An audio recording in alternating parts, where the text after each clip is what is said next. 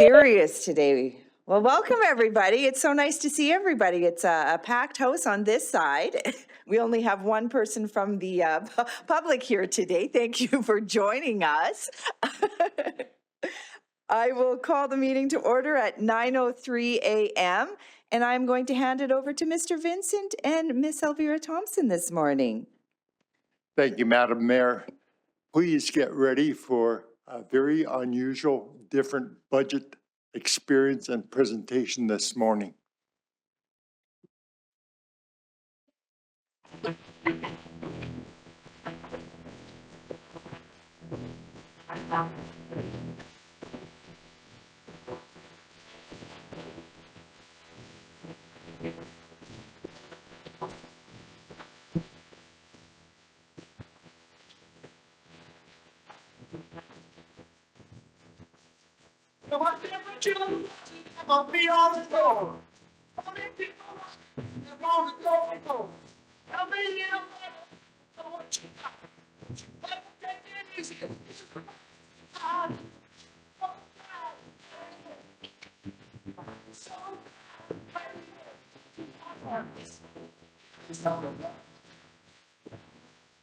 Give me some love. Give me some love.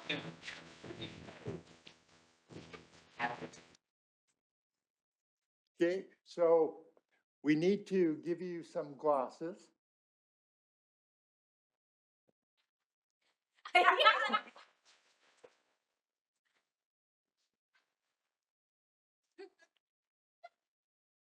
Somebody get a picture, please.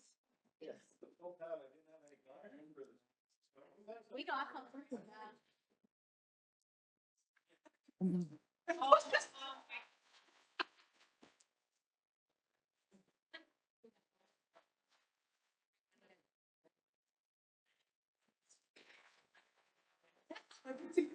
All right, hit it.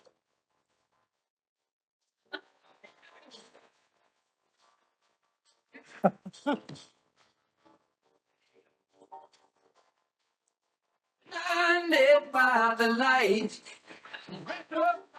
you should know the runner in the night. Blinded by the light, you should know the runner in the night. Blinded by the light.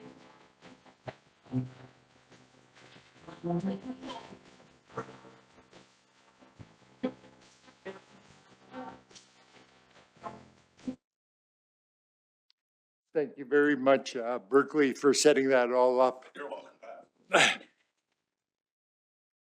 Mayor Dodds and esteemed members of council, the 2025 municipal budget presentation today can be best characterized as a good news budget. We have established lofty goals, and I can assure you those goals are achievable.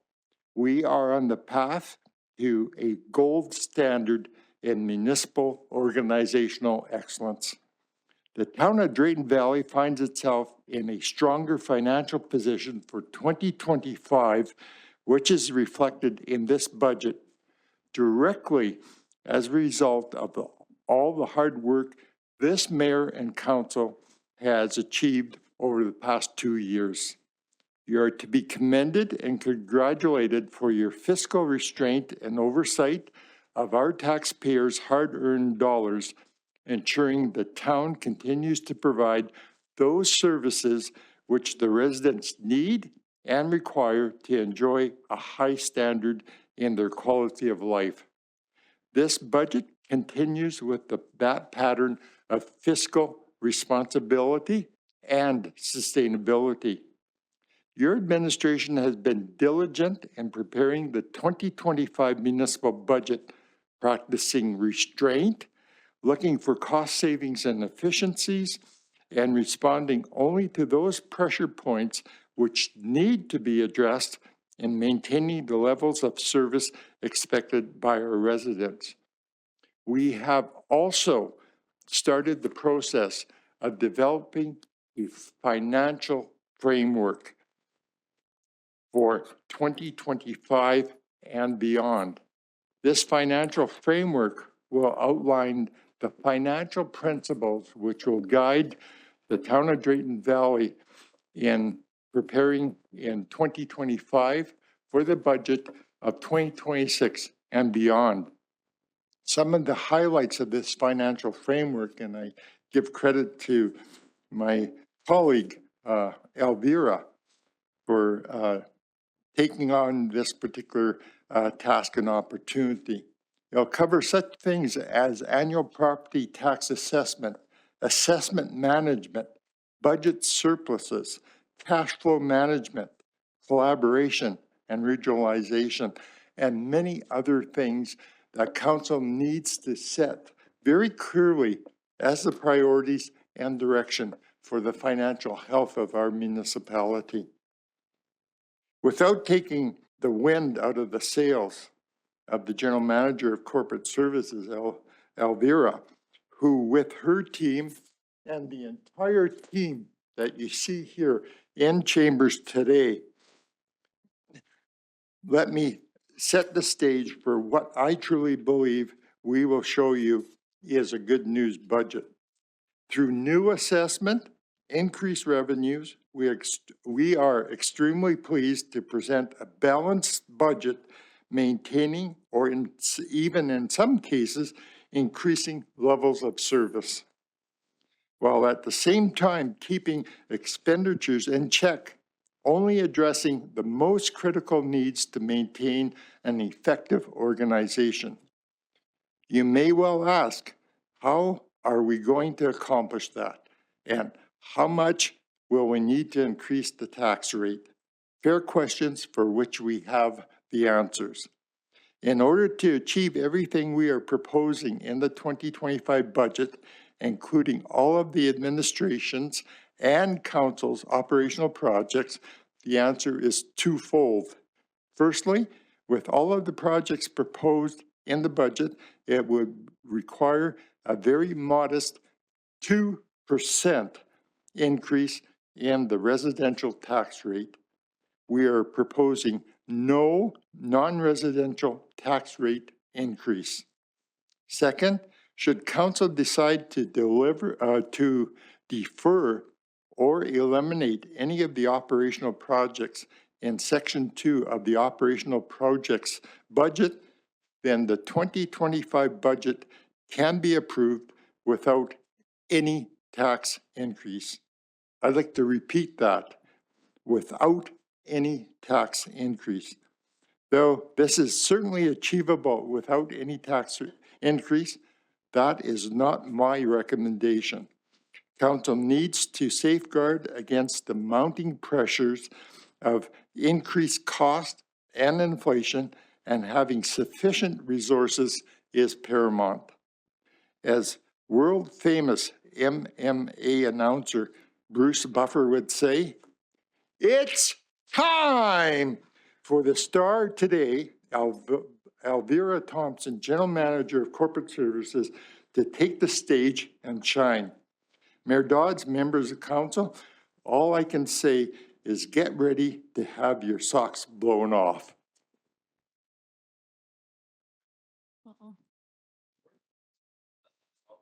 Yeah, please. Oh, the jam, the lights, this is it, the night of nights, glory, I'm singing in the by. Oh, the jam, the lights, this is it, the heights, oh, what heights will it? With the show, this is it. Yeah.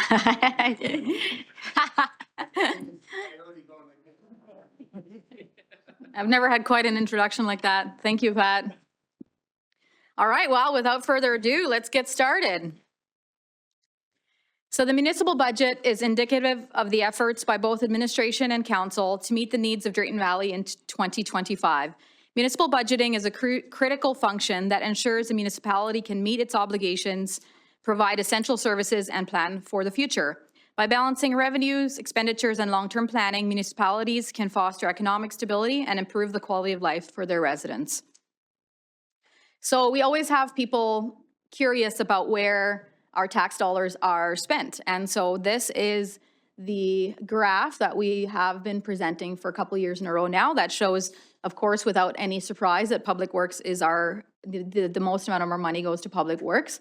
They have roads, snow, utilities. Well, utilities is makes money on its own, so it doesn't fall under here. It's a money-making venture, or breaks even. But Public Works is the biggest, followed by administration and corporate services, and then protective services. Of course, protective services has fire as well as RCMP. So all similar to other municipalities, nothing surprising there.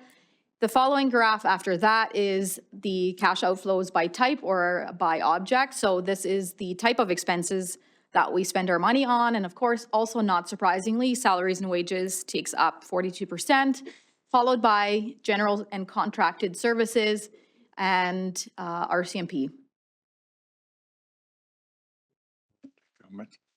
I'd like to add to that, this budget not only maintains service levels that we've enjoyed in the past, in some areas through more effective and efficient use of resources, we can and will enhance and expand those service levels. Awesome. Okay, so the following graphs are new. I haven't shown these before, and these come straight from the Municipal Affairs website. So every year, every municipality is required to report financial information to the government, and the government uses that information for various decision-making, but also they have this tool where you can type in what municipalities you want to compare yourself to, and then it gives you graphs. So this is right from the Municipal Affairs website, which is really, really great tool. So all these municipalities are ones either similar in size, close in proximity, or a combination of both, I guess. So we see here, this is the residential tax rate. So we're at the bottom of the graph, at the bottom, but not the lowest. So we are very, very average when it comes to our residential tax rate. Here we're not the lowest, we're not the highest, we're, yeah, very average. Then when it comes to non-residential, this is where you see that although we're not the highest, we're closer to the high end of the spectrum when it comes to non-residential tax rates. And non-residential includes linear machinery and equipment, commercial or industrial. Everything that's not residential is included in this. Just a couple thoughts as well to share. We will propose to address being on the higher end of the range of comparable non-residential tax rate through the 2025 tax rate bylaw. As you heard in my opening introductory remarks, that if a tax increase is being considered for 2025, it would be a very modest 2% on residential and no proposed tax increase on non-residential property. The other thing council may be aware of, under the Municipal Government Act, you're not allowed to exceed a 5-to-1 ratio between the non-residential tax compared to residential tax. We fall somewhere in the middle of that, getting to a smaller margin between the differential is a desired outcome and result and direction. Thank you. Yes, so I'm thinking about that, the non-residential. So what I don't see is what it makes up, or maybe I missed it. So the non-residential makes up 18% of our taxes and residential makes up 20. I don't know. so I have, We're coming up to this. yeah, it's now. about 2-to-1. It's about 2-to-1 in terms of total revenues brought in from non-residential compared to residential. So this is here on this slide, you can see Drayton Valley's, so the light blue being the residential and non-residential, and the dark blue being residential. And you can see we're very well within the 5-to-1. We're closer to 2-to-1. But you can see a couple of municipalities, or most municipalities, have a smaller margin than us. Although looks like Town of Westlock and Town of Edson have a similar, Town of Edson actually looks like they have a bigger gap between their residential and non-residential. So that's where what Pat was saying is that in order to keep the burden, you know, sometimes it can be easier to put more of the burden on the non-residential and to keep that within a reasonable amount. The MGA has set those criteria in place, but we're well within that. So we're not breaking any MGA rules. All right, so this is the composition of assessment. So this graph shows how much of our assessment base is made up of residential compared to non-residential. And we can see that we're 41 point something, just over 40% of our assessment base is non-residential, and then the rest is residential. And we are more balanced than a lot of municipalities, which is really great because it keeps some of the pressures off of the homeowner or the residential customer from having to pay an obscene amount of taxes. So it just balances that out a little bit, which is great. I think Pat was saying Chestermere was 90% residential or somewhere near there. So we're much more balanced in that sense. So for the information of Mayor and Council, the ideal has been indicated being either 80-20 or 75-25 residential, non-residential. As you can see, we are well above that particular standard with being 60% residential and 40% non-residential or thereabouts approximately. So we're in a very enviable position. And as Elvira had mentioned, many municipalities struggle. I remember years ago, St. Albert was one of the classic cases where there were 95% residential and only 5% non-residential. I know currently City of Beaumont, where my home community is about 90% residential, 10% non-residential. And the City of Chestermere, I believe, was 93% residential and 7% non-residential. So by those particular metrics, we are in very good, strong position. And certainly, building upon the conversation we had yesterday at the Economic Development Committee meeting, any efforts that generate additional business and non-residential taxation will further strengthen our particular assessment base. So it's exciting times from my perspective. Thanks, Elva. Absolutely. And this final graph is for the average revenue and expense per capita. So we see that we're at the bottom of the graph, and we are on the high end. So it's not surprising. We have the highest expenses per capita, followed by close to the highest revenue as well. And there's a couple of things to note here. So one thing being, we provide services that not all municipalities provide. So some examples being affordable housing, landfill, ECDC, CTC, and education. And those four things that I just mentioned, they all increase our expenses. However, 3 of those 4 in most years break even. So ECDC, landfill, and affordable housing, they're supposed to anyways. That's the goal, for them to break even. So they also have that associated revenue. So it's not necessarily a bad thing. It means that we just provide more than the average municipality does. The only one that makes our gap higher than maybe the other municipalities is the CTC and education. Those are not, they're a taxable expense, I guess you could say. They don't have the revenues associated. So it doesn't push our revenues up, just our expenses. The second thing to note is that, I'll go back. The other thing to note is that there are municipalities that have a childcare center. There are municipalities that have affordable housing. There are municipalities that have a landfill. But as far as I know, I don't think there's any other municipality that has all those one-off, I guess, services. So we're unique in that sense. We provide a lot to the residents of Drayton Valley. The second thing to note is that our expenses are higher than our revenues. And you might say, how is that possible? Are we even allowed to do that? And no, we're not. However, The reason why that comes like that is because the government included amortization or depreciation in that total expense line, and that's a non-cash expense. So if we were to take it out, then our revenues would be higher than our expenses. However, if you see the other municipalities, they also have depreciation, but most of those municipalities still end up having more revenues than expenses, meaning their gap, what they're putting to reserves for capital infrastructure replacement is more than what we do.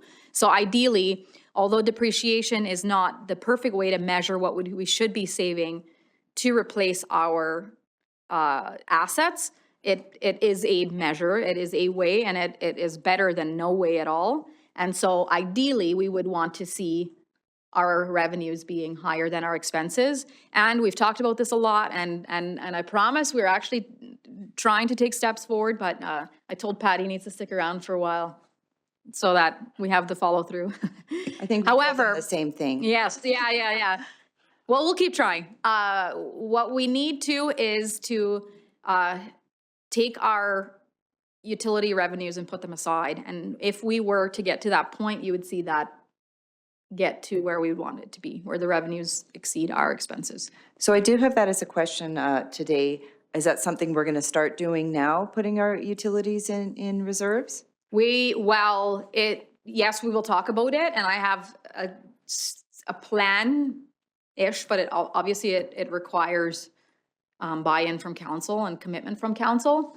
So it's not a 1 year, commitment, because it's nearing almost all, I think 95% of our utility revenue should be going aside, and we are netting around $2 million. So that's a lot for 1 year. However, if we don't take steps, we'll never get there. And so we do need to start taking steps forward. And although I would, I can say that means it's 12%, 13% taxes. Let's say if you wanted to do it in 1 year.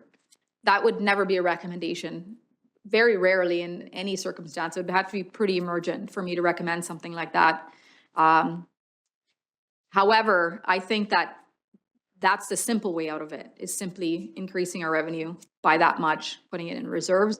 I do think that there needs to be further conversations. I think there needs to be another Corvus study, perhaps, some third-party consultation, again, to see what our true needs are. We do a study about every 5 years, and it's time to do another study with the, to talk about rates and how should our rates be increasing, or how does all that work? And so I think it's more effort needs to be put in than simply increasing our taxes over the next couple of years. And that's the part where I'm going to work with Pat and Shelley to get there. Hopefully having a really solid plan in no time. But yes, we are working on it. Okay. So, Madam Mayor, members of council, the answer to your question originally, Madam Mayor, is no, it is not included in this budget for 2025. But your administration has recognized, as Elvira has pointed out, the need to wean ourselves off of that particular revenue. So we will develop a 3-year strategy to come forward as part of the 2026 budget process, and we will start in 2026. And so it's going to be through a combination of a number of measures. So increased assessment and probably likely a 3-year plan, possibly a 4-year plan. But in my mind, we can accomplish it over 3 years.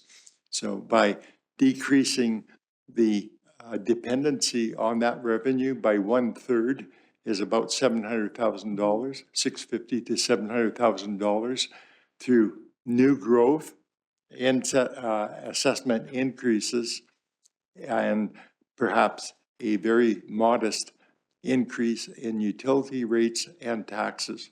We can achieve that in a very reasonable and fiscally responsible manner. So I'm excited about working with Elvira to make that all happen. And that will be something that council will be discussing and reviewing through 2025 prior to the commencement of the budget process for 2026. Perfect. And then also, are we also going to be looking at ways I know childcare is, we're kind of getting there, but, and then affordable housing as well, but say the CTC and landfill, ways that we can be, maybe not lowering, but increasing the revenues there?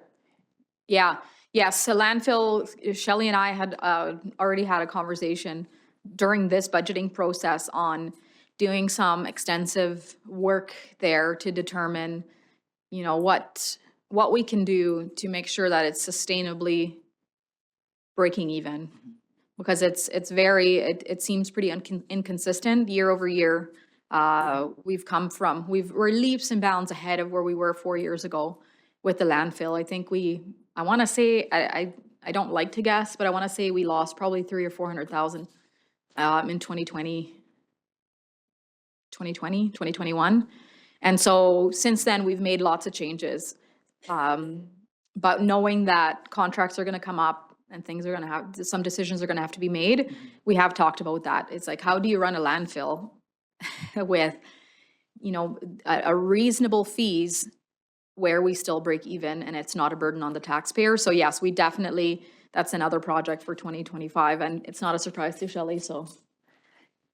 Yeah, and the CTC we're working on as Yeah, well. That's not we're so working much on my that, expertise, yeah. but yes. And with the landfill, by taking over the station back, do we see those numbers from what it used to be to now?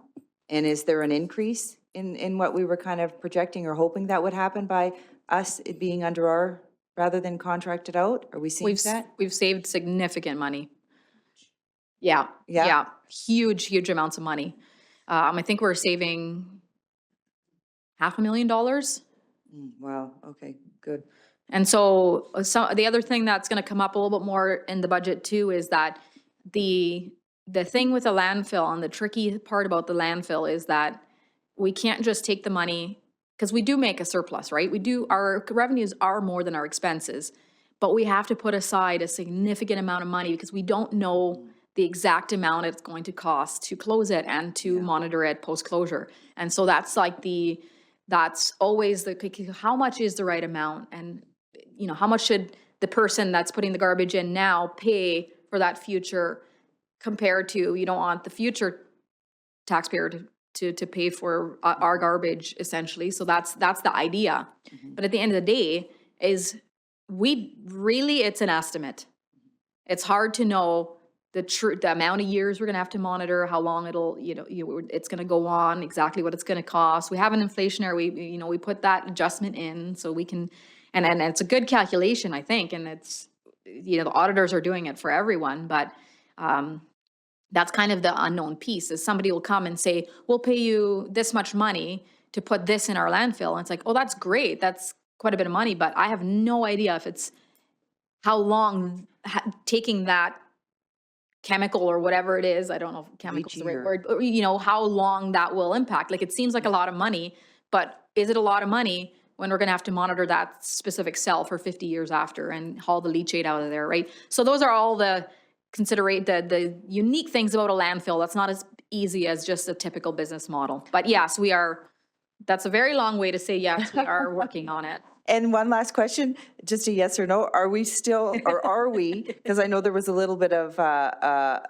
concern over this, are we putting the $19 into a reserve that's coming off our utility bills for that specifically? It's part of the amount that's going into long-term planning or long-term monitoring, yes. So it is We're going putting into a more reserve? than that away, Okay. yes. Okay. Awesome. Councilor McGee? The graphs are really beneficial for me, and so, and I think of the tax base, and then I'm thinking we've looked at, most of these are urban communities. I don't see any rural communities, and the interesting part for me is is when we talk about what your linear assessment is and what ours is, and we're trying to find a 5 and 2 balance. It's nowhere near that in our rural, Correct. most of our rural communities who have linear assessment that are running at 90%. And so I'm able then to keep my Right. taxes down for my citizens, Yes. right? Well, and the reason they're not in there is that we're not comparable. We can compare ourselves to them, that we just don't have we can compare ourselves in terms of when we advocate, like they're good numbers for when you're thinking of advocating to your neighbors or to the provincial government for funding, et cetera. But in terms of a decision at hand here, unfortunately, we don't have that kind of revenue. But that brings me an interesting point. I can definitely pull you this graph and bring it forward at a different time with some of our rural counterparts. Well, and what for me it'll reflect on, because when I look at what we've just heard earlier today, is that we provide excellent customer service above and beyond. The graphs are clear. Some citizens would disagree totally with that, understood. But by graphs and by science, you can get to those levels. So if we're providing that service, and then I think of our neighbors that surround us, it's a good news, and it's worth talking about.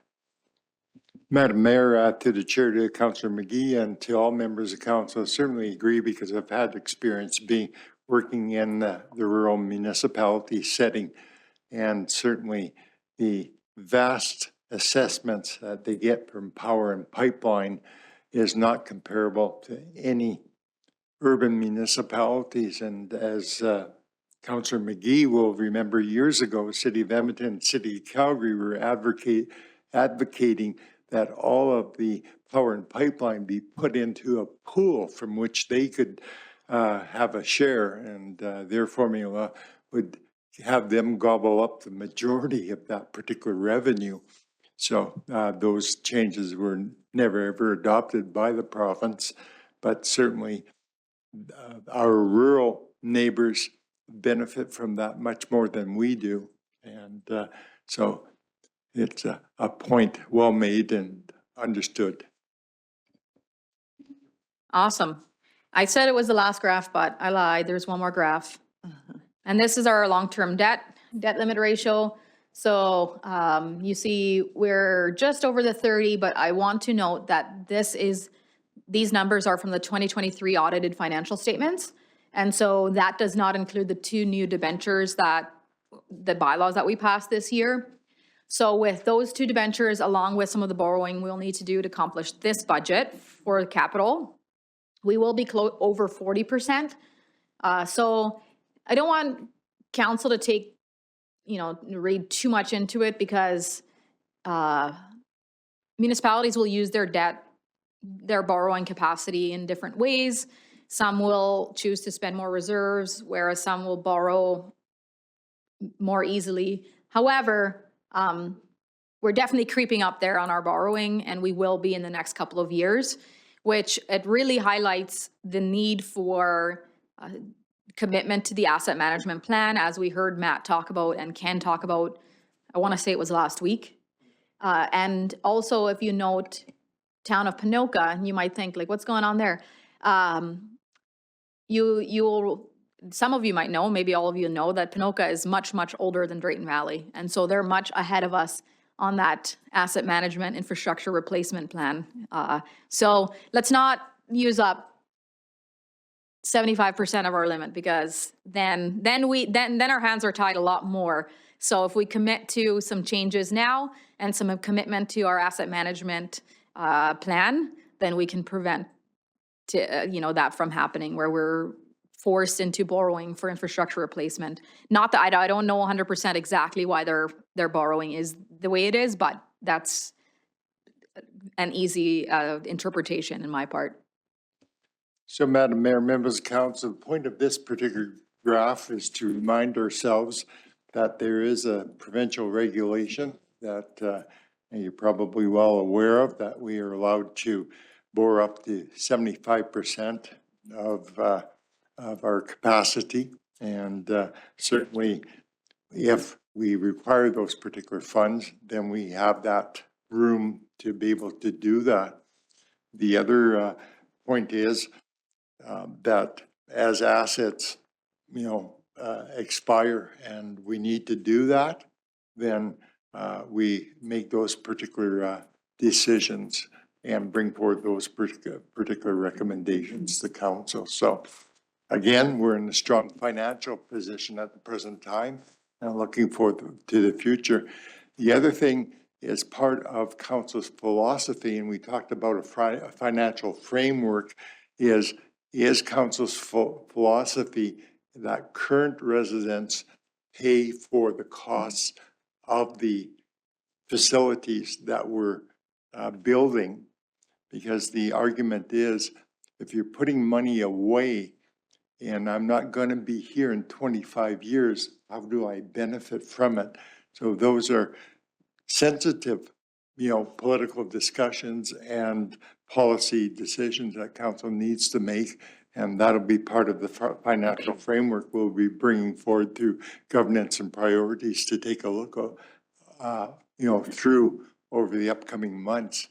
So those will be very in-depth discussions for sure, and we'll receive council's direction on that. So it's the philosophy council has and the community has. How do you use that borrowing capacity, and do current residents pay for what usage they're making of that as the life of an asset is expended? So appreciate that. Thanks. Yes, always want to have a well-balanced approach. So this year, I have a list of accomplishments that administration and council has for 2024, and some of them are from the last couple of years. And in order to kind of show how they meet council's strategic priorities, I have the strategic priority along with some accomplishments underneath. And just to note, in the binder, there's some additional ones. I'll just highlight a couple in each section for this presentation. So first one, the strategic priority for council is sustainable infrastructure planning. And so we've made significant headway in our asset management project, including doing condition assessments and putting underground assets into our databases. And we had Ken and Matt present last week on it, and it's been really great to see where this year, when we're talking about how much to spend on sidewalks, how much to spend on roads, we're taking information right from the system. And so I know a few years ago when we started talking about this, council was saying, like, how quickly are we going to be able to start making decision based on the information? And of course, the longer we input information, the longer we have our service requests go against the assets, the more information and the better the information is that we pull out. However, we are starting to pull some information, especially when it comes to roads and sidewalks, and I'm sure the other assets as well. So that's really, really great. And then, of course, we completed the second phase of 50th Avenue, which was also a very exciting accomplishment this year. We've been talking about and planning for 50th Ave for, I don't know, 6 years, 7 years, 10 years. So very, very exciting. And it looks beautiful. And I was so sad that the leaves had just fallen before this picture, but still really beautiful. When we did our little walk, it was so beautiful. Yeah, it Great was. job. It looks fantastic. The next strategic priority is education and career opportunities. We brought forward a pivotal partnership with the University of Calgary for the delivery of the Bachelor of Science in Nursing program, as well as a partnership with Campus Alberta to provide programming and educational offerings to Drayton Valley and the surrounding areas. For inclusive, diverse, and welcoming communities, we had the Community Services and FCSS departments planned an event in collaboration with both First Nations and Métis community partners for the National Day for Truth and Reconciliation, and it brought together out hundreds of people. And we also had Indigenous training for council and administration and unconscious bias training for administration and council. For economic development and diversity, successfully secured grant funding through the Small Community Opportunity Program, receiving $90,000 for advancing the capacity for hemp production in Drayton Valley and area. And we also partnered with Community Futures Capital Region.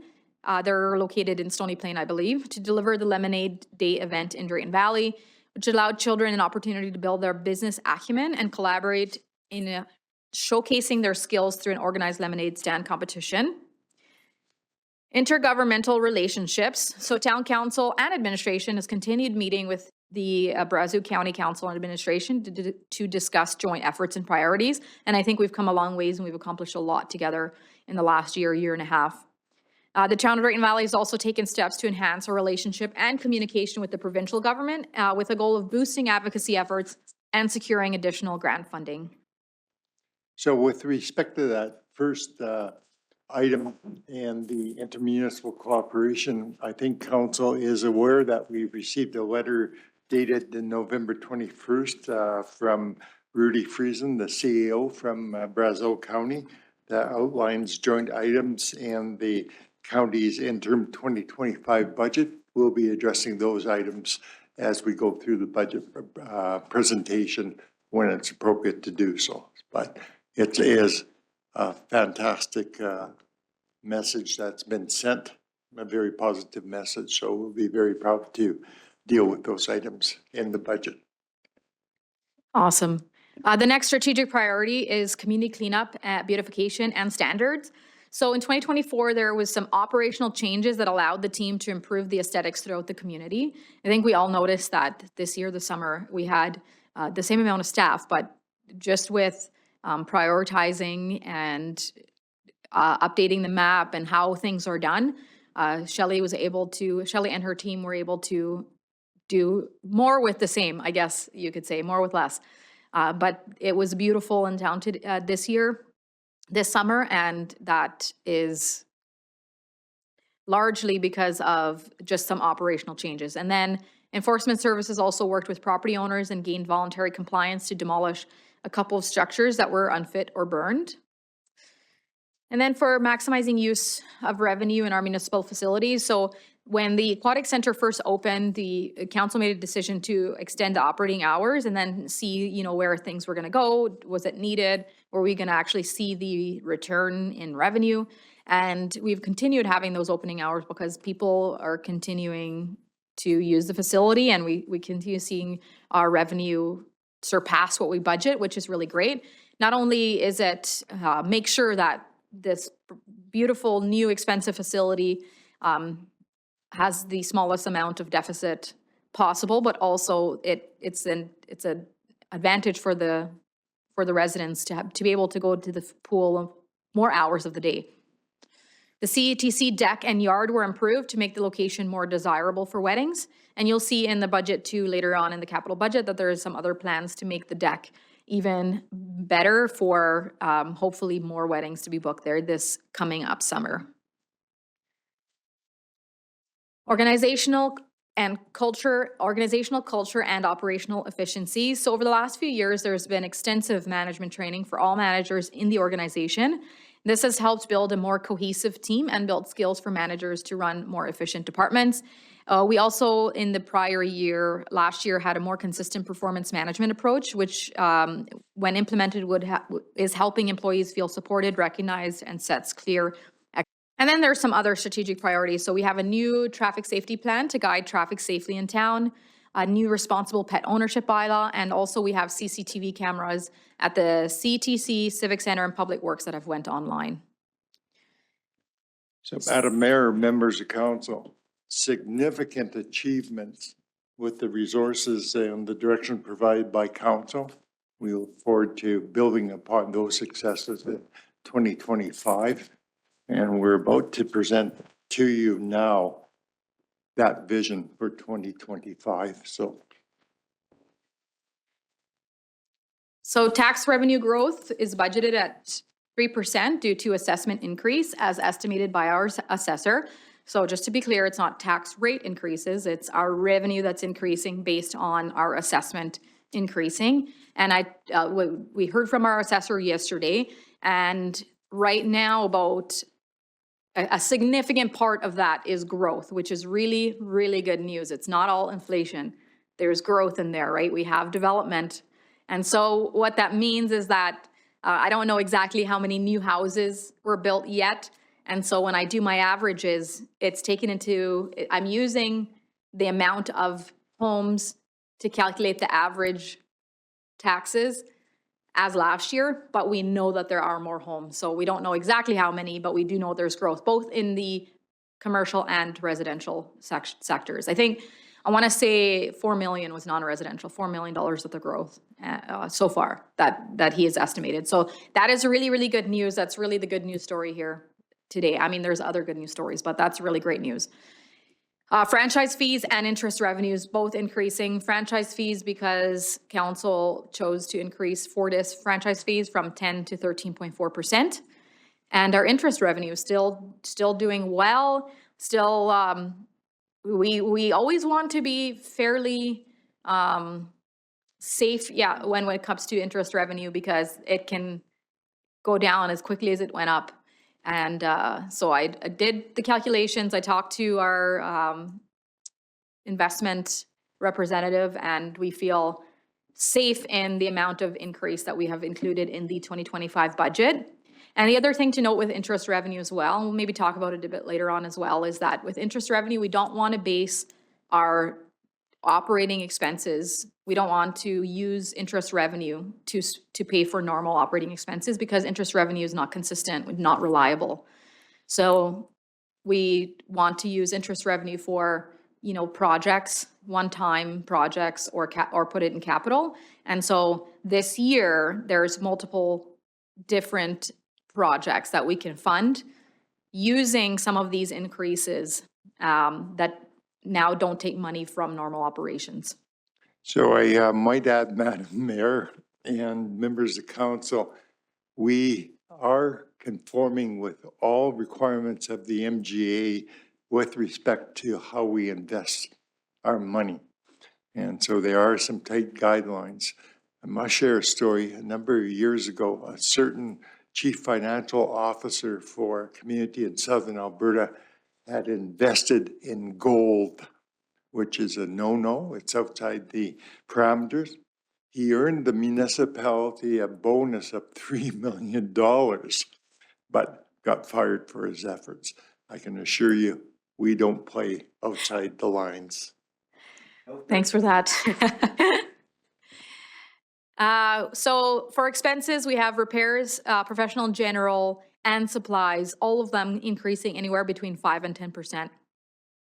For a combination of reasons, one being inflation, things just cost more, but also there have been multiple years where we've had really, really tight budgets and we've had to make a lot of sacrifices.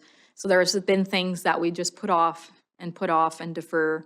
And this year, some of those things are really needing to be done.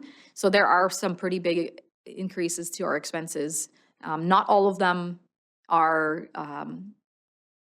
going to be consistent over the years. Some of them are higher this year and will go down a little bit next year, and others are it's just costing more to do the same amount as time goes on. I mean, it's not a surprise, it always has. Wages is increasing by 7.85%, so COLA is 2%. We know when we did the union agreement that we did 2% over 3 years. And so in that 7.85, it's 2% for all staff, union and management. We also have merit increases and union employees moving up the grid. So when you get hired, you get hired on a grid and you have the potential to move up. So for management, those movements come via merit increases, right? You have to perform to get those increases. That's why the terminology is different. So that's what merit increases are, whereas the union staff, it's like time served. Every year you move up until you reach the end of that grid. And so that causes the wages to increase a little bit. Merit increases are budgeted for everyone. It's not a guaranteed necessarily. And then we also have 3 additional FTEs that we're proposing in this budget that are included in the operating budget balanced. So those 3 positions, we'll talk a bit, more about those, will help meet some of our capacity problems and make sure that we're not having burnout and we're keeping staff. And then, of course, we had significant cost savings due to a reduction in insurance costs, which also helps offset the expenses that did increase, which is really, really great news. So what does this mean? And Pat's kind of already told you what it means. It means that administration was able to manage the cost escalation of the operating budget, as well as include several important operational projects without an increase in our tax rates. And also, very importantly, maintaining or improving all service levels. So this year, this is where things will really look different from what council is So used to. can we finish there and you guys can just approve the budget and we'll That's go it. on now? No more needed. You know I'm facetious. Yeah. Yes, questions? Oh. I'm thinking just on the last slide about, on COLA and our union negotiations. Are we in a 3-year gap or? We're year 3 of 3. So we're going back into negotiations this year in 2025. Feels like Is we're that what your always question was? in negotiations. Yes. Yeah, okay. Yeah, Feels like we're always in negotiations. It feels like we just were out. The time just goes like that. well, and also we were quite late last year, Was that what it was? yeah. Okay, maybe, yeah, because it seems So like we it wasn't were- that long ago. We were in almost a full year into the new Oh, term okay. before we had negotiations complete. Is that right, Alicia? She's here somewhere, I think. Just online. Oh, okay. Sorry. I'm over here talking to nobody. But yeah, I believe we came to an agreement in September or October, and the agreement had come to an end the prior December, so almost a Okay, year that's in. why, Yeah. okay. And a question on, I think you used the term your investment advisor. Is that new to us or? And we're not Is- getting gold, I get all that, right? But Nope, we haven't moved anything since we moved money into investments with RBC, and we have the same advisor. And he's he's doing really well with us, checks in all the time and is very available to us, gives good information, so very pleased with his services, yeah. great, thank you. Awesome. So just to note, this is where the budget presentation will look. I mean, I think even the introduction was different from prior years, but this is where, Just a little bit, right? but yeah, but this is where the presentation will be different. So this year, we're presenting budget by division. So we'll have the 5 divisions in our municipality, and then the revenues and the expenses per object. So expense type, I guess you could say. So that's how we're going to go through them, highlighting any significant changes up or down throughout. And that way it'll keep council to know the important things without the time of going line by line. That really serves no real purpose. So, Madam Mayor, members of council, the approach that I've used and that we're taking this year is quite different from what you're used to. And it's called budgeting by object. You're probably familiar with a number of different approaches to budgeting, line by line, zero-based budgeting, are a number of different approaches. This is the approach that the province of Alberta, the government of Canada, and most major corporations take in terms of budgeting, because it provides a very clear, concise overview of where the revenue is being generated on an object basis and where your expenditures are on an object basis. So certainly it may open up some questions for yourselves as a result of that. But for me, this is the most efficient and the best way to present an overall budget, so you get a view of the entire operations. And then, as Elvira said, we'll take you through each of the significant budget areas with the highlights. And certainly at the end of each section, we'd like to pause to make sure if there's any questions or any clarifications we need to provide, that you have the opportunity to ask those questions, to drill down if you need to, and we can provide you with those answers. So. Awesome, thank you. So we're going to jump right into the operating. Do we want to call a 5-10 minute break before we get in? Because I'm imagining this is going to be a lot of questions and get a little bit heavy. And I know we like to have a lot of coffee when we're in budget. I don't think, Madam Mayor, it's going to get heavy at all. I think we'll keep it quite light. Yeah, but certainly appreciate there will be questions and clarifications that need to be provided, that we'll be excited to do so, to share the insights, the knowledge we have, the confidence that we have in the budget that we've prepared. But I always look forward to a small break, Yeah. knowing my bad habit. Okay, we'll just take a few minute break here.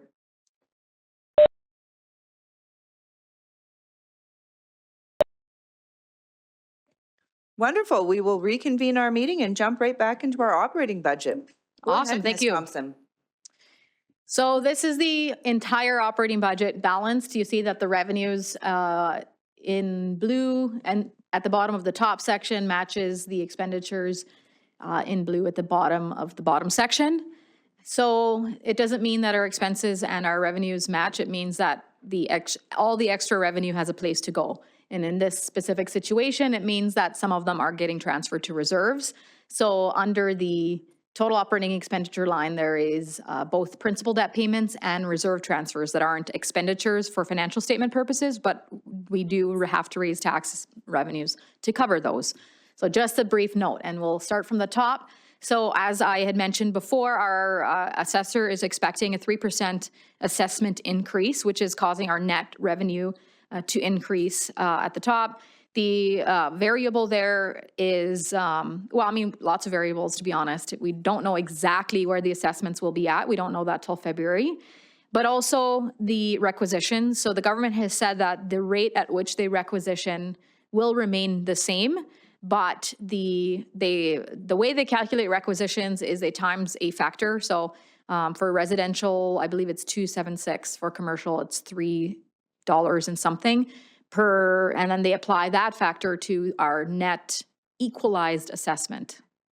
So the variable here is that last year they used 2023's equalized assessment, and so I calculated based on 2024's equalized assessment.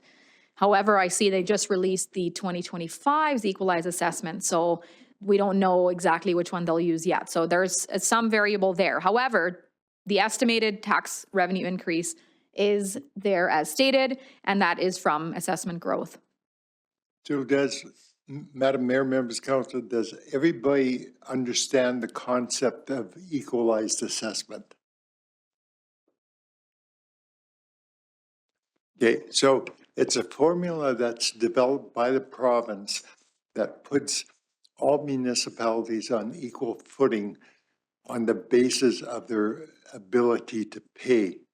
So it's a fairly complex formula, but takes your live assessment and then converts it by way of a formula to establish that particular platform so that we will not pay more than what we're capable of paying compared to if you have the regional municipality Wood Buffalo with billions of dollars of assessment, they have a much greater ability to pay proportionally on the cost of such things as, provincial education requisition, seniors foundation requisition. So that's the basis of it. Yeah. So when Elvira talks about equalized assessment, it simply means what is our ability to pay the portion of whatever requisitions that we receive so that we're not unduly taxed or we pay more than we're capable of paying. So just so that people have a clear understanding of that. Thank you. So when you have that little graph that shows the circle and it shows what our taxes are, and then it shows seniors and education, that kind of breaks it down, right? So that's it. The province uses the equalized assessment and the seniors to calculate those amounts, correct? Yes. So when we assess our assessment, we could be comparing apples to oranges, for example, compared to Edson, compared to other municipalities, when the way we have assessed ours, and what does that mean? What does $1 billion of assessment mean for us compared to Edson? And so the government does equalize it. For us specifically, it is very close to our actual assessments, but I'm sure there's other municipalities that have a bigger gap. So yes, that is what it means. So to make sure that we're comparing apples to apples. So the next line there for revenues is government transfers. So that's grants that we receive. And the most amount of operating grants from the government is in relation to our childcare center. So the childcare center and then some of our FCSS grants, some FCSS and community services both bring in a fair amount of government grants. So that's the major portion of that amount, and it is increasing a little bit. Both the daycare grants is increasing a little bit, and our shelter grants are expected to increase through the year as well. There we go. We're back. And then cost share revenue, so that's the amount that we get from Parkland County and Brazeau County, mostly Brazeau County. And it is increasing a little bit just because our costs for the pool and the pool, Omniplex, and fire hall all just marginally increasing with costs increasing. So that's that line in the cost share line. User fees and sale of goods. So we have a number of our user fees that are increasing by 2.5% this year to keep up with inflation and to be comparable with other municipalities. And we'll get into those specifics later on, but that's why our user fees are increasing. Some user fees also increasing just simply because we're seeing more use than perhaps we budgeted for as well. It's not all related to our rates increasing, which is a really good sign, I think. And Madam Mayor, members of council will be dealing with user fees. That's the last section within our binder. And we're going through what the increases are, what the changes in fees are being proposed, have been approved or being proposed for 2025. So we'll be able to share Yes. those details with you at that time. Waste management, it's not changing significantly this year. We've done significant increases in fees there in the last couple of years, so there's not much change there, just a little bit increase in use. For utilities, we have sewer rates are increasing by 25 cents a cube, I believe. We'll talk about that as well in the fee schedule changes. So that's increasing our utility revenue a little bit. And then like we talked about yesterday, we do have a little bit more consumption in water as well, for a combination of reasons being a few more homes, a few more businesses, types of business, and all that combination of those things. Rental revenue, so we have rental revenue coming in through the MCC, Omniplex, CTC, affordable housing. So some of the increases is rates, some of it's usage, and then also affordable housing specifically. We do have increases in the rent coming up in 2025. Other revenues, this is where our interest revenue is, and so it's increasing the interest revenue, but also our LGFF operating grants. We did not budget for it last year because we did not know it was switching from MSI to LGFF, and we weren't sure if we were going to get the operating, and by the time we knew we were getting the operating, the time had passed. So that it also made a big difference there in the other revenue line as well. Franchise fees, so that's the increase, is not entirely the increase that council decided on. It is also some increases, about 30 to 50,000 was from Fortis and ADCO projecting increases for their own increases, which also then increased our revenue as it was. The rest, about 380,000, was from the increase in our fees, our franchise fee rate, which went from 10% to 13.4%. And the rest of the revenue, penalties and licenses, not a significant change. So we'll move on to operating expenses. So yeah, our total revenue is 30 million, just over 30 million. So if we move on to our operating expenses, the first line is, oh yeah, absolutely. Sorry. Just wondering, did you, I guess, propose this budget with a 2% increase, or this is a zero increase? The tax rates? Right. Zero. Zero. Yeah. Thank you. Then we move on to the expenses. So the top line is salaries and wages increasing by 7.85%. As we had talked about earlier, the combination of factors such as cost of living increases, merit increases, a couple of extra staff members as administration saw fit. Under contracted and general services, we have a combination of things. So I'll just quickly list a few, and then we'll talk a bit more about them when we get into the divisional summaries. But we have some of our IT softwares are increasing, elections, snow removal, and general cost escalations as well. So this is the line where insurance falls in. So had we not seen the increase or the decreases in insurance, this line would have increased by 8%, but it only increased by 5% because we have the insurance offset there, which is really, really great news. And we're not only getting a better rate, but we're also increasing our insurance when it comes to IT. And so when it comes to, okay, what's it called, Connor? Cyber. Some reason I couldn't remember the word. Cyber insurance, because the risk out there is increasing, and so we have to make sure that we're also increasing the measures we take to be safe. And then we get to supplies. It's nothing really specific to note. It's just anything that we buy is costing more. Repairs, we have cost inflation, but also we have more maintenance including in trails, crack sealing, roads, crack sealing, sidewalk repairs, line painting. Some of them are increasing in what they cost, but also we're doing more of it because it's prudent to take care of the assets we do have. By deferring the maintenance on them, we're only getting ourselves into a bigger mess if we don't. So that is the reason why repairs are increasing. Utilities, not a big increase, just the distribution part of our power bills are increasing a little bit. Amortization, not really a factor here. It's a non-cash item. The next line is the asset retirement obligation, and that is the change in our accounting standard requirements where we have to budget for it in this nature rather than just transferring reserves over. We have to actually have a calculation. How much is this going to cost? How much are we having to put aside every year? And this is how it's being budgeted. So in prior years, we've transferred anywhere between $375,000 and $670,000 to reserves. So the amount we're transferring is a little bit more, but it's just important to note it's not $780,000 more. There is an offset to how much we're putting into reserves based on that number.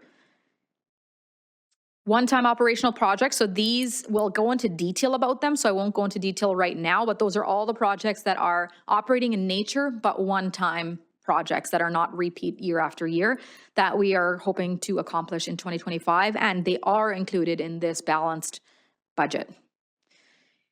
Then we have the other expenditures from there on out, contingencies, transfers to boards, and long-term interest, just marginal changes.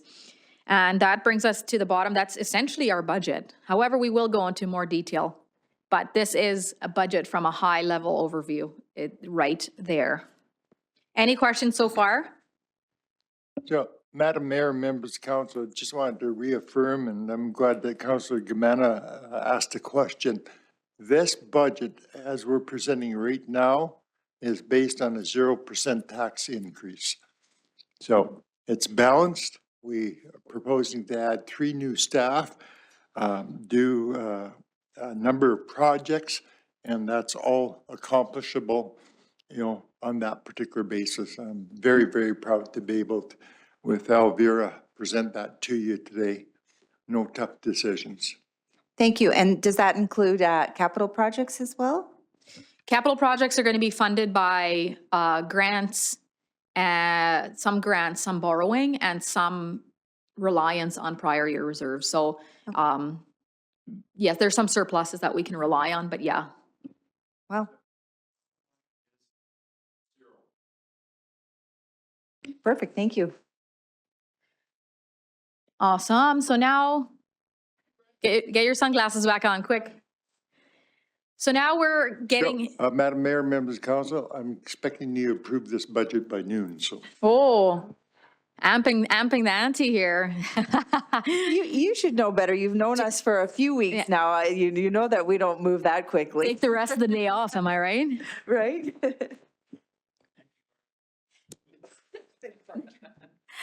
Okay, so we're getting into the operating summaries by division, and the first up is the Office of the CAO. So I will go over the number portion, so exactly what it looks like in terms of the tax requirement, and then also talking about future requests for staffing, so the human resources plan, along with any projects that are included, and fall within the division.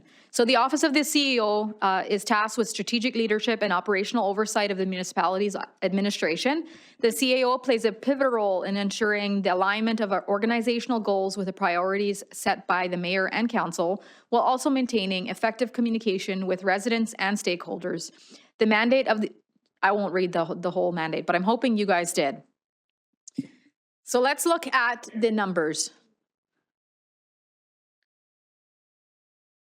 Let's look at the numbers. So at the revenues, the one thing to highlight is the transfer from reserves. So what this means is that when we budget for something in the operating budget one year, and for whatever reason, we just do this here and there, like case by case. We don't do this for every single area. But for example, last year we budgeted for some HR costs that didn't come to fruition just yet. However, we need that money there because we are expecting to have to spend it in 2025.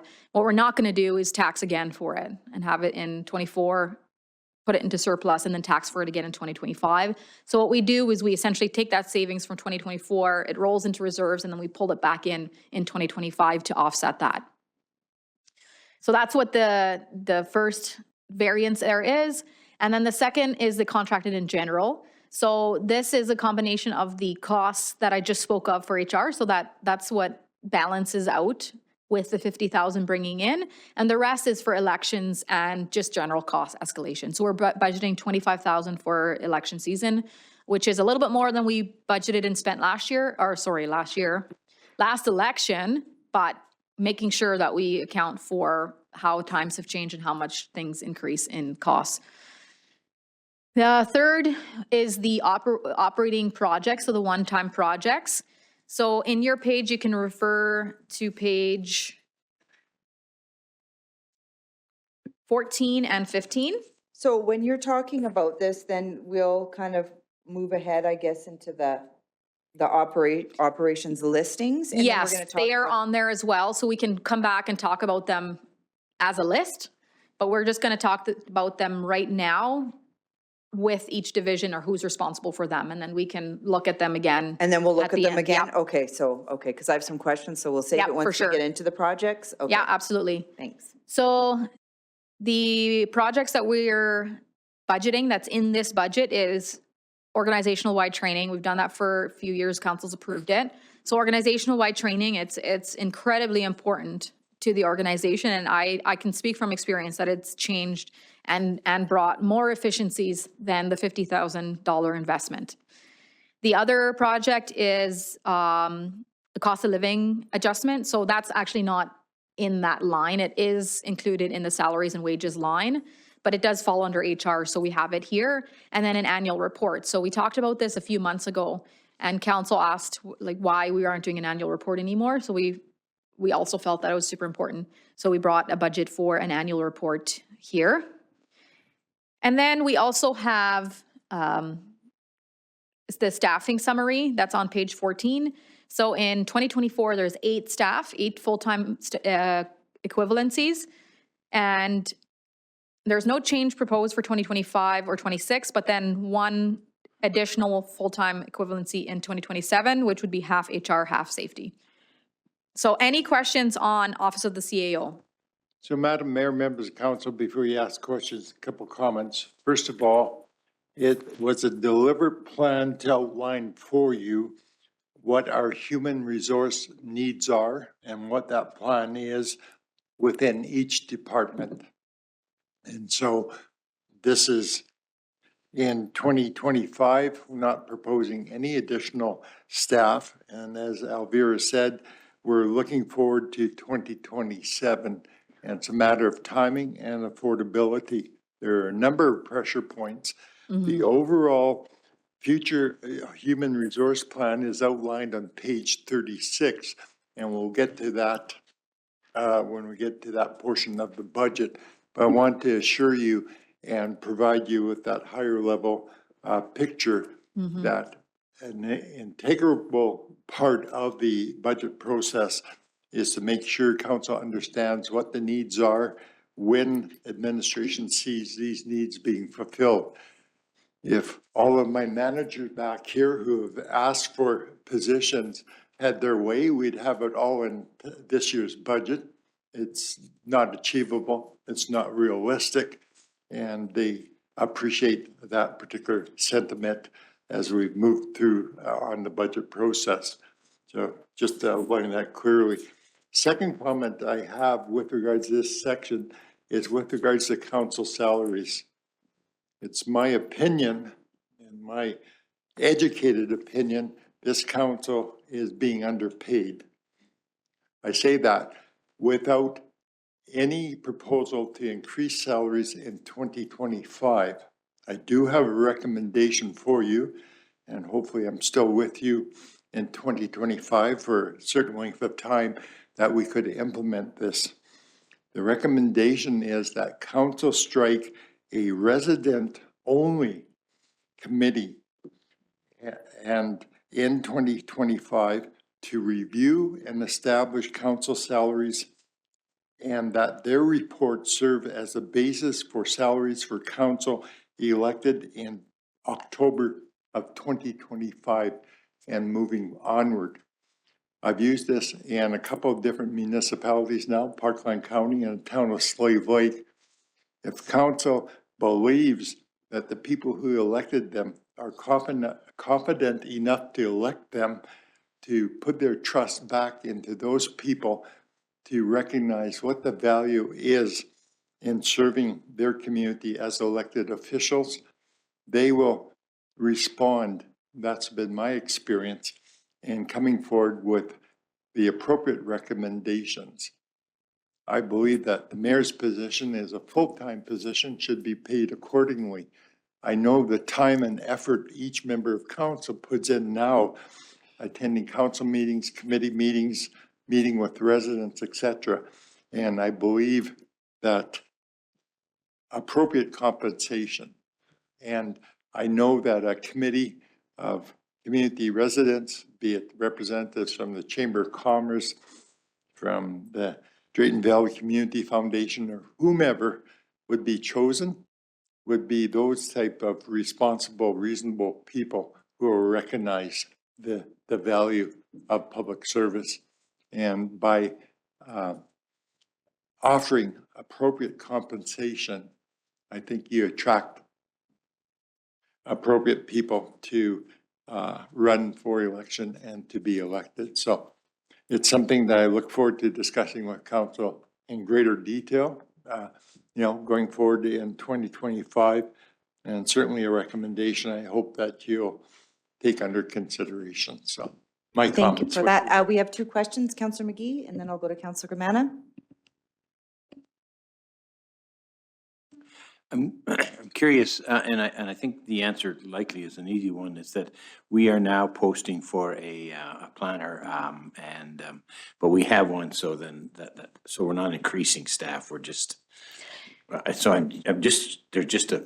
Right, piece. we're not in that section yet, but yes, you're right. We have had that position on our budget. We've never eliminated it from our budget, so it's always been there. So you're right, it doesn't increase our staffing. Yeah. Okay, thank you. Councillor Gramana? Thank you. Just anecdotal question. Proposed training, is it similar to what we had before? Is it in-house, outsourced, individual, or group training? We have the entire, all the above, yeah. All of them, We have the okay. entire project in here that I'm hoping you guys have read, but we will go over in more detail. We can go over in more detail if needed, but we have been doing the DISC model management training, and it's been really, really helpful. And I know there's more modules like to stack on top of each other. So I think some of it will definitely be that, and then some will be a combination of other training. Thank you. Yes, you're welcome. And that leads us right into the council summary. So really the only thing changing there is the 49,500 that it's increasing the contracted in general, and that's for the lobbying group that we hired. It's increasing. We did not budget for it in 2024. Question. Oh, you go ahead, yes. So the Alberta Council question is it's in this budget? That is a $50,000 Right, increase. and when do we have a discussion on that? Is that now or later? Yeah. Oh, Let's Okay. go. Yeah. okay, well, there's been some concern whether or not we're getting our money's worth. And if we're not, then we shouldn't be spending those dollars. So that's an open discussion that we're having now. But you wouldn't look today for a general vote. Are you just looking for a nod of a head? Well, if I may respond, Madam Mayor, through the chair to Councilor McGee and all of council, I think we recognized previously that we may not have been getting value for money since measures have been taken, and Her Worship and myself are now meeting on a bi-weekly basis. I've noticed within the past 3 weeks a real change in attitude and a real increase in the level of service. I think the response is much better, and I would offer my evaluation is that I see value for that service now. Certainly the preparation of a couple of letters that the Mayor brought forward at council yesterday is part of that result. I think making some of the connections, they're working on a major grant application at the present time for operations, assisting us with that. So what was a dormancy in the relationship, I think, came from the lack of clear, precise direction which are being provided now. So I have no hesitation whatsoever in recommending that we include this particular amount in the budget and continue to do that evaluation, come back to council on a quarterly basis with a full report and say, here's what's been accomplished over the past 3 months, here's what the directions has been provided, here's what the outcomes and results have been. And if any time during 2025 it tails off or we require less of their particular service because we've achieved some of those particular results, then we can review it on the go. Thank you, Pat. Mr. Vincent, Council Sheriffs. I think you just answered it, but, so we don't send a contract with them or anything, it's a month-to-month kind of thing, right? I believe it's month to month, correct? Month, okay. Councilor Kamana? Thank you. Is this just in regards to the Alberta Council? Yes. Okay, yeah, go ahead. I wasn't sure because I was like, I think you had your hand up as well so for something else. Okay. No, I was just, it's nice to hear that, that things are improving, but I agree with the comment that, we haven't been getting our money's worth. If it was up to me, I would say that take it off the budget. But, it's a discussion that we need to have. I don't think we've got our money's worth, and I don't see that we will get our money's worth for that. Thank you. Thank you for your comment. I think I'm trying to remain optimistic and hopeful. As Mr. Vincent had mentioned, I know that the first half of hiring Alberta Council, I think there was a lot of miscommunication or no communication that was happening. So I think now that we've set up these bi-weekly meetings, I think that we'll see those things move forward. Our last meeting with Zach from Alberta Council, unfortunately, there's been a gap and that's our fault, not his fault, just for timing and schedules. So we did kind of pick it up, and as Mr. Vincent had mentioned, he was quick to hustle on a couple letters that we have going out. He added some things, he suggested some things. He went and looked at ways that we can expand on our CTC by the tier program, saying that there's a lot of funding there. So he put together the letter for Rebecca, Minister Schultz, as well as did some texting and calling around to get some things. So it is early, so I mean, we can circle back around and even, by month to month and see how it's going. If we're feeling in a month from now that no, but my recommendation would be, give it a month, 4 to 6 weeks, and let's see if there's some movement. One question is, what is the grant application for, and is it Zach directly helping, or is it the granting side of the things? It's clay, I believe, and It's it's clay? for our wastewater treatment. Oh, okay. Okay, so, that's good to hear that we are Yes. Awesome. Well, that's the council budget. And so we will move right on to corporate services. So the Corporate Services Department is committed to providing comprehensive financial services, including budgeting and financial reporting, while also ensuring exceptional customer service and managing critical information technology systems and risk. Through these functions, the department ensures financial transparency, supports effective decision-making, and contributes to the operational success of the organization. Oh, excuse me, Councillor Clark has a question. Oh, sorry, I'm getting excited now. No problem. No problem. So just to back the train up a little bit here, just want to talk about the annual report, that's 16,200. Is that contracted services or is that internal? Or? It's a combination. It's a combination. Yes, the plan should have more detail, and then Jen is here also to answer more questions. But I believe that some of the graphics and design in that is going to be done externally by third party, and which is most of this cost, but it does take internal resources as well. Correct, okay. And then so typically how do we do our reports? Because I think typically we do them internally, do we not?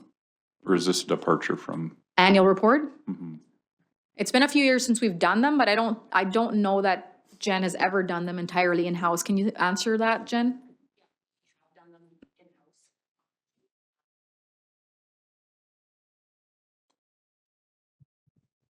Can everybody hear me? Is that Yep. on? Can everybody hear me? Sure. So yes, we have predominantly done these in-house. We have produced them year over year. There have been some struggles with past administration about getting it in front of council and moving it to the finish line. I'm not really sure those reasons. It is now to the point where our capacity is such that we can't manage that internally anymore with what we've got going. So we do need to bring on contracted services to specifically bring that forward and get it completed.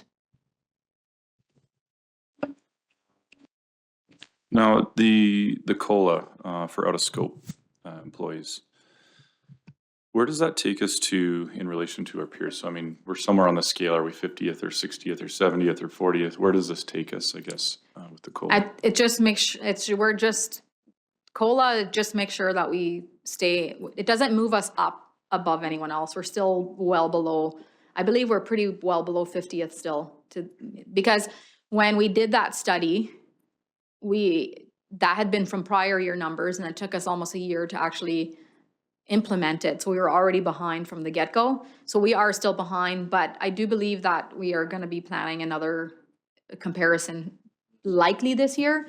So we'll have a better estimate. But unfortunately, /fortunately, I don't know, really it's just factual, but COLA is just to keep up where everyone else is kind of increasing as cost of living increases. So it unless somebody didn't do cost of living, it wouldn't put us above anyone else.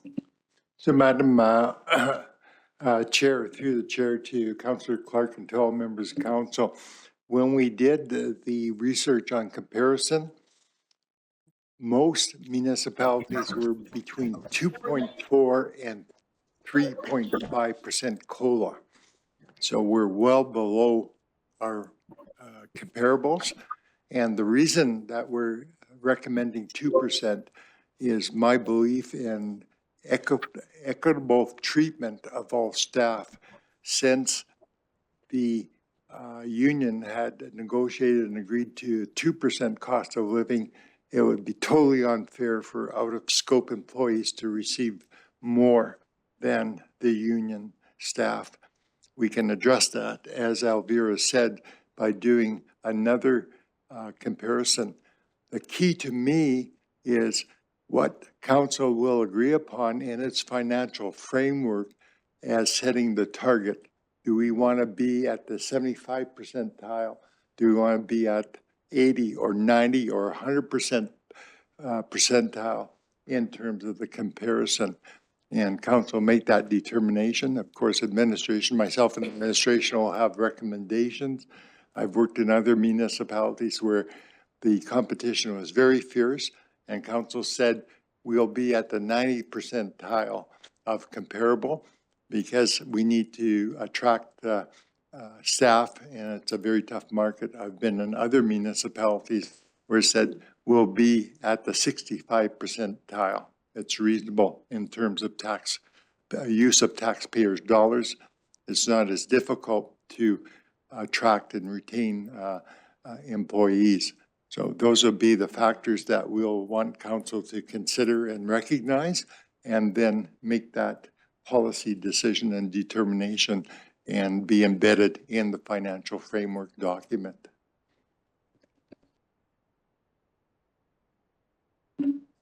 Thank you.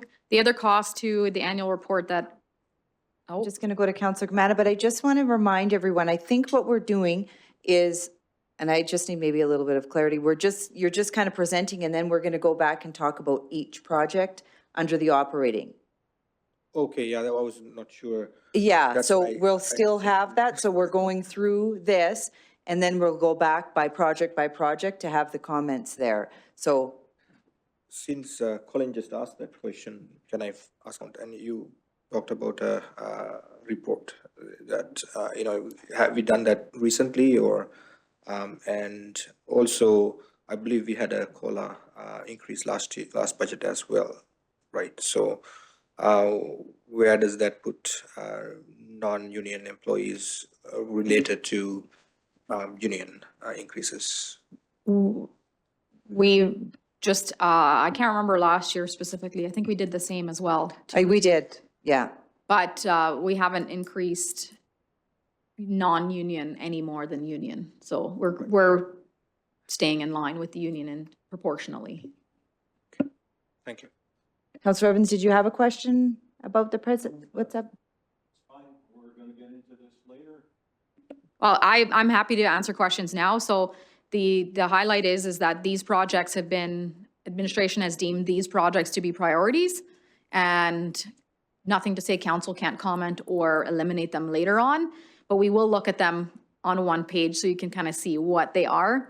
But I'd be happy to answer any questions as we go. Okay. So just to ask my question then.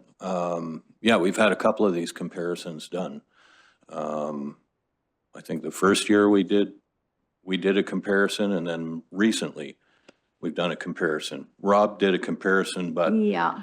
and we looked at where we were at then, and I believe that we did a small increase to try and get us in that 60 to 65 or something. And then we did one just recently, last year. We No, did- no. Not last year, So the When was it? Wally was here the and, year before. We've only done one. We've only paid for one report. The report that Alicia brought forward last year was she studied all kinds of other things, like using the same study from that study. So the only study that we've paid for to compare is that one that was done when Rob was here, which was, I think, 21 or 22. I think it was 22, but it was based Okay. on 2021 numbers. okay, and the second one was, okay, based on the previous information that we had. Okay, I found the comparisons were maybe a little, it seemed like we were being compared to quite a bit larger municipalities at the time. We're looking at Spruce Grove, I think, we had Stony Plain in there. Stony was in there. I don't think Spruce was. Hinton, Edson, Whitecourt, I think the county. I can't remember the others, though. Alicia would have to answer that, yeah. Okay, Like in terms of exactly who we compared to. I know Edson for sure, Hinton, Stony Plain, definitely, Stony Plain, and I think Rocky, but I don't know. There was some additional municipalities, but I don't believe Spruce was, but Stony definitely was. okay, I mean, we can look at that. And the only point I'm trying to make here is that I thought some of the comparison municipalities were a smidge unreasonable.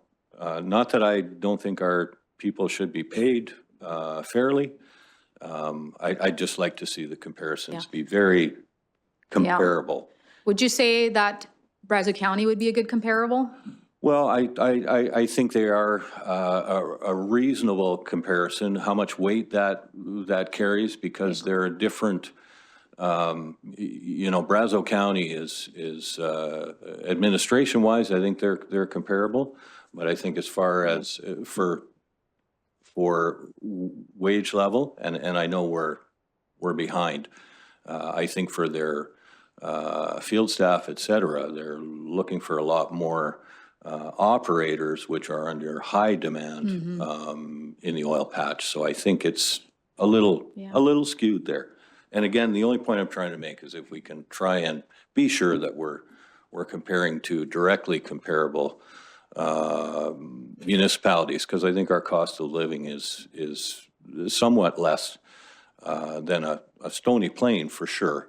But even Edson, you look at the cost of real estate in Edson, and it's significantly higher than here. So again, I'm not trying to poo-poo the entire process there, but I think we need to just kind of be careful that our comparisons are true and reflect what they should. Thank you.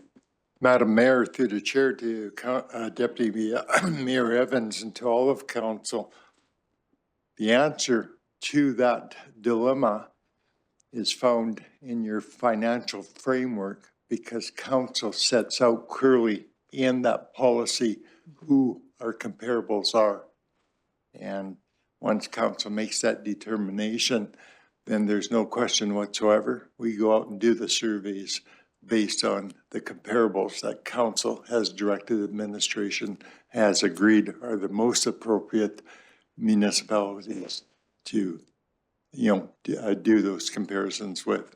And I agree with you, sir, that sometimes it's self-serving by administration. I wouldn't make that accusation or any reflection upon this organization's, but I've seen it in other organizations that you get your best comparables to pump up, those particular numbers. And what we want is a fair, honest assessment and bring that information back to council. So, Thank you. Thank you. That's it for Yep. council and then CAO questions? Okay. now I'm told corporate services is the most important function. Elvira told me that, so. Yeah. Of course she did. Kind of employee would I be if I didn't think that, right? Right? So through these functions, the department ensures financial transparency, supports effective decision-making, and contributes to the operational success of the organization. We strive to meet all legislative and reporting requirements, deliver accurate financial data, and provide exceptional service to our stakeholders. So if you refer to page 18, that's where these numbers are that are on the screen. And so the first big thing we've talked about already is the increase in taxes due to assessment increases, partially inflation, partially growth, which is really good because we've had years where we have the inflationary increase, but not so much development. So it's really good to see that we do have some growth happening. Other revenues is the interest and operating grant from LGFF. Franchise fees is an increase in franchise fee rates, specifically Fortis's rates. And then, of course, also their projected distribution is higher, which also increase our revenue. So the entire 400,000 is not entirely because of council's increase. The salaries and wages is for all the reasons we talked about, as well as another finance clerk.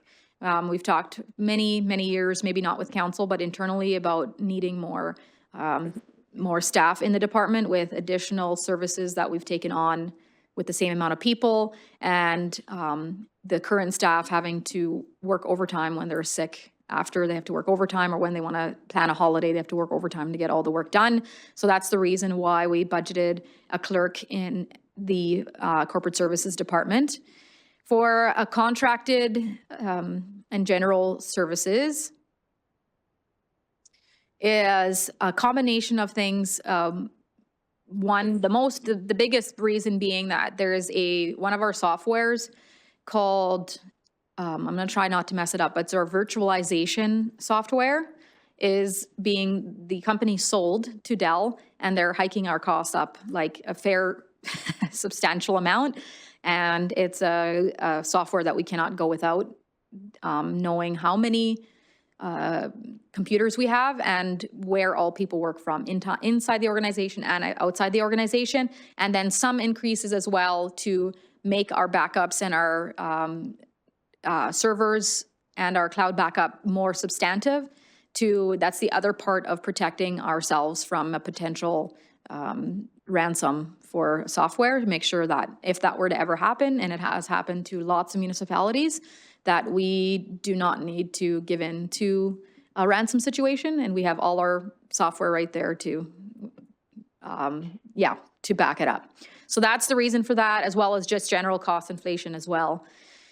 The other cost is the one-time operating project. This is the big one, and we've talked about it before. Council knows about it. We've entered into an agreement with an organization or a company already, but it is our financial system upgrade. So for that, I just wanted to make sure that council knew it's not just for the integration and the implementation. It also includes training as well as 1 year of the subscription costs. So it's a very well-rounded project that includes everything we'll need for that first year of integration. So yes, so the subscription cost right now for Serenic is just over 55,000. And for year one of Sylogist Gov, it's also 55,000. So right now, I'm sure it'll increase over time, but it's not increasing that year one, which is really great to see. And the bottom there is the ARO. So we've talked about the landfill port, the asset retirement obligation when it comes to landfill, but we also have some buildings that have asbestos. And this year was the first year that we had to estimate a liability and budget for it every single year, which is what this $34,000 is in the operating summary for corporate services. And then for the full-time equivalent staffing summary, so we have 2024, we have 8 people, and then in 2025, we're proposing 9, and then continuing at 9 for the next several years after that. The other project, when you go to page 19, is the 2 projects are the financial system upgrade and the additional finance clerk. So I'll answer any corporate services questions now if you have them. Councillor Kamana? Thank you. Thank you, Elvira. Just a question about the finance clerk. You mentioned that there's additional business units were added to the town's portfolio regarding landfill and affordable housing. I believe they were done by contractors before, right? So what kind of a cost savings are we looking at? You know, because now we are bringing in those services back in-house. Oh, that's a hard question. I think that for affordable housing, I want to say it was costing us $48,000 approximately is what the contractor was. I mean, that's not all finance, right? We're not the only ones doing internal work on affordable housing. It's hard to say we've done, it's hard to say exactly the cost that we're saving in our department alone, but I'd be probably half of that. I would say 25,000 that we're saving there. And then for landfill, probably more than that. That's how much we're taking on, right? The time that it takes to do a whole nother business unit. Affordable housing is less. Landfill is a lot of bookkeeping and data entry and collections and all that type of work in finance. And so those are just things that were added to the portfolio of finance without giving us more staff over time. And of course, we won't get a new staff every time we add a little bit of work, but it's just over and over and over the years. And now it's like we've come to that breaking point. Right, and as you explained, you know, we are pretty much cost savings to cover these costs, right? So Yes. yeah, thank you. That's where I wanted to get to. Thank you. Madam Chair, through the chair to all members of council, further justification is, and examining our effectiveness and efficiencies is what Elvira mentioned. We don't have sufficient backup. So if the receptionist needs to take a day off, is sick, somebody from another position has to fill in. So that makes them fall behind in their particular work. And then they may need to spend overtime, which is a very inefficient use of staff salaries to catch up on their work, and it adds to their stress. So it becomes a matter of work-life balance. There's no doubt in my mind there's justification for this particular position. And if I sign my name to approve that particular sheet, it's because I'm convinced there's a need. That's why when we look at the human resource plan and we've delayed some positions for subsequent years, it's my belief how to effectively and efficiently run the organization. And I appreciate Councillor Gamana pointing out that part of this is being funded because of cost savings, the efficiencies and the changes we've made in the organization. So I appreciate that. Thank you. Thank you. Councillor Clark? No, the financial software, like, do we have thresholds on RFPs? Like $250,000 for some software. How do we make that decision on which program we're going with? And are there other ones out there that potentially are cheaper that do the same thing, I guess is my question. Yeah, so the decision was made in this instance is that there are times when a cheaper option is not the best option. And that's why there was a couple of ways we could have done this. One was with the CAO approving this as an upgrade essentially, and then getting council to agree to enter into an agreement, or we could have RFP'd it out. And then essentially we did the same work as through an RFP. We did demos, or we looked at demos, and the other ones just were not substantive enough to support our operations. So there was one that probably was cheaper, but it just did not fulfill our needs, and we would have sacrificed not only in data security, but in customer service in going with a different option. Right, but I guess my thought though is just from a, let's call it optics, I guess. If we're just arbitrarily picking something without necessarily having a process that we've gone through, because I do believe we have a procurement process, right? So we're not necessarily following that procurement process. Well, in the procurement procedure bylaw, there's exceptions. So we did follow it, not in the way we would for a road or something else, but we followed it in terms of there was times when it was upgrading using the same software. So we're not going with a different company. So just upgrading the same software, and B, that the timeline that we were under, and then the third being that even though we did demos and that the cost portion of that was not the most important factor in this specific instance, if that makes sense. Yeah, I understand there's all kinds of factors when choosing the right equipment or programs or what have you, right? Yeah. But I'm just not questioning the one you chose. I'm just questioning more so the process. Yeah. And the transparency around Yeah, it. and if we'd been a year ahead, we would have RFP'd it out and just went through all that work. I mean, it is work, but it was ultimately it came down to the timing, which situation we were put in partially by myself and my other responsibilities, and partially the very short turnaround for this that the software company gave us.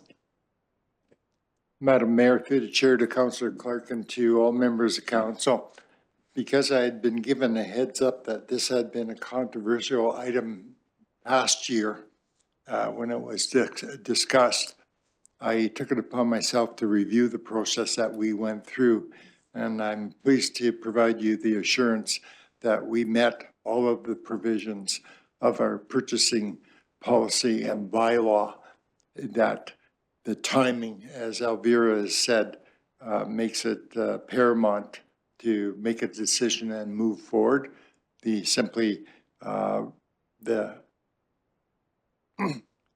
matter that this software will no longer be in use in a year's time and be supported, we can't jeopardize the critical financial operations of the municipality in delaying the decision. And I need to assure myself that we're getting best value for the dollar, which we are.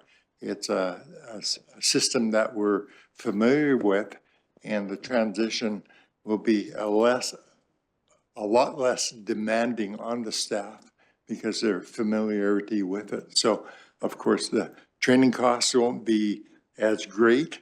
The time that's going to be invested in doing the timing or the training and transition will be a lot less. So it is appropriate in terms of the recommendation. So I provide you that assurance. Excuse me, Councillor Kamana? Thank you. I usually try not to get into IT talk.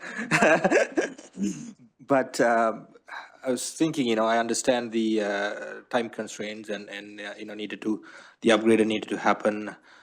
Sometimes the companies do that deliberately, so you can't explore other options. But having done that, I think going forward, I would think that we should look at other possibilities as well, explore the options out there, what it takes to convert the current system to something cheaper, and is it worthwhile? What would it take for the staff time? Can we have significant savings on that going forward? What's proposed and done is done, but I think that will be prudent for us to have a discussion around that. And I want to be very clear, we did not just pick this one out of thin air, and we did look at other software. So just so that is out there, we did demos and looked at other software. The one closest, only other option that cost-wise would make sense for a municipality of our size, well, the only one that was the only other option we felt, it just did not meet the levels that we were comfortable with. And it is very expensive. Last time we upgraded, I think it cost us $125,000, and that's many, many years ago, I think in 2006 or 7. And so the cost increase is kind of what you would expect, just to give council some level of comfort over the cost. I think Lac La Biche is spending $1 million on theirs. Grand Prairie is spending upwards of $2.5 million on theirs. So the cost of this, it's big for us. Yes, it is, but it's proportional to what other municipalities are spending. It's in line with what this costs. And I as an accountant myself, I know that there is not everyone perhaps will have the viewpoint I have in terms of what is needed in order to do our jobs and do it well. And the amount of transactions we process and all that kind of stuff, it is a very, very extensive software, and it's not cheap, and it will never be cheap. So I can appreciate the due diligence that goes into this process for sure. Madam Mayor, through the chair to Councillor Kamana and to all of council, I appreciate the sentiment, and I am a financial conservative as well. And I know the sacred trust that this council has in protecting the taxpayers' dollars, ensuring it's well spent. And having reviewed this particular project and my experience in many other municipalities, the costs that we are facing for this particular transition is significantly less than any other municipality I've been in that we've gone through the same.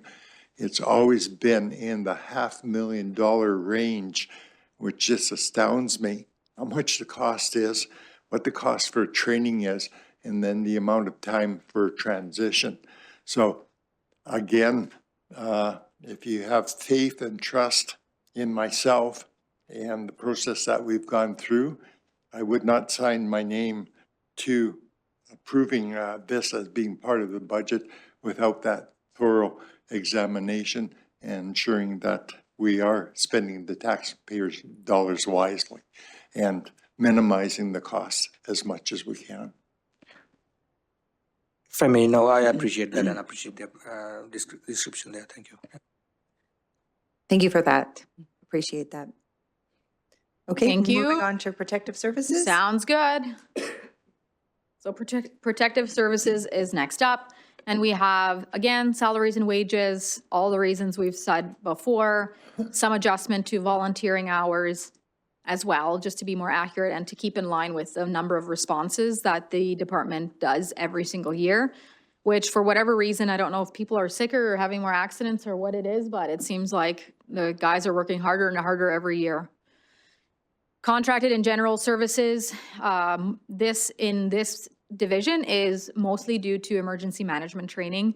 So we're getting very close to approving or to bring forward a new municipal emergency management plan, which is very, very exciting. And Cody has done, and the team has done a lot of work this year on that.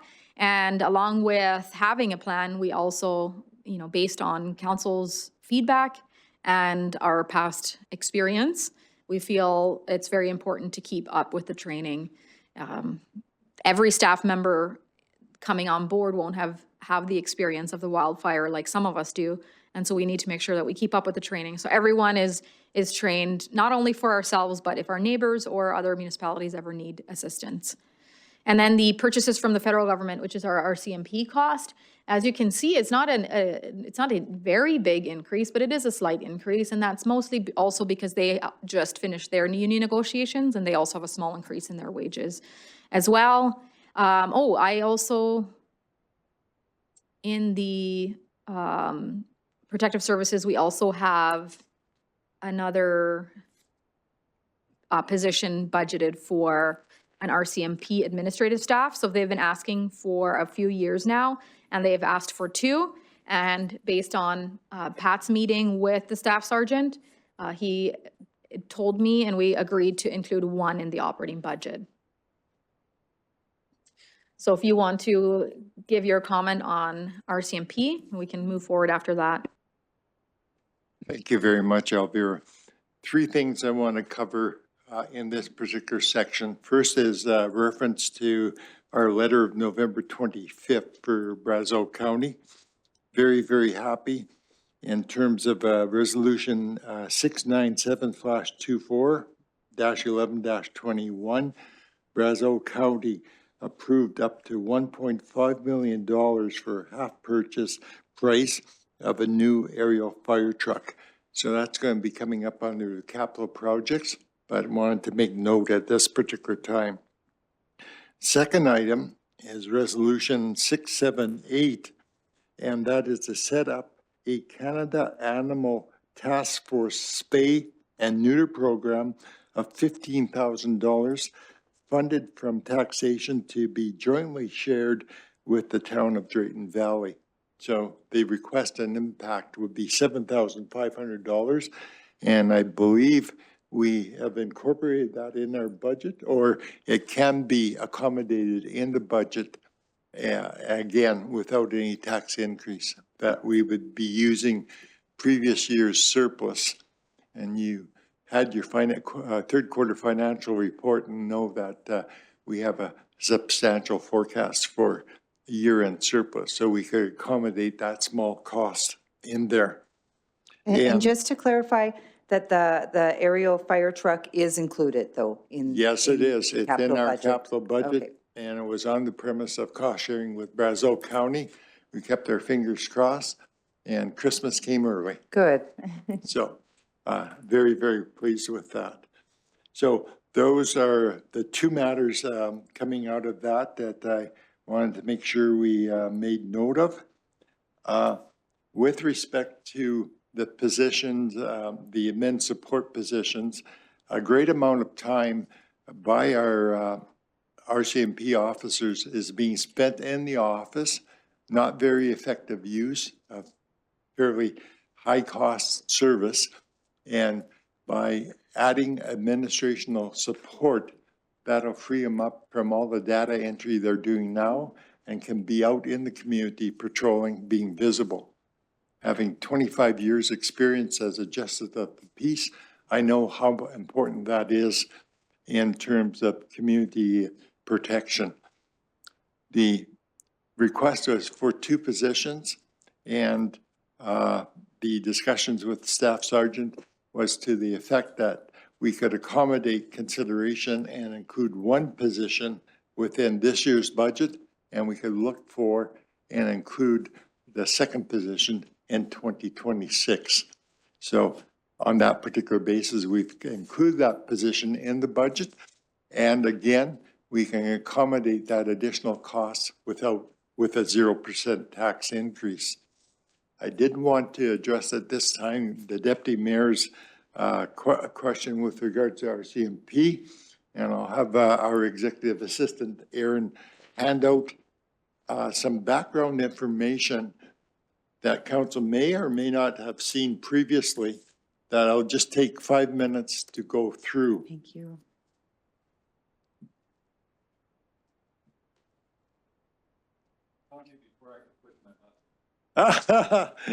No, I want to indicate, and I think council appreciates, I hear those particular things when you bring them up at council meeting. I make notes of them, and we try not to ever lose sight. If we do overlook it, please remind me.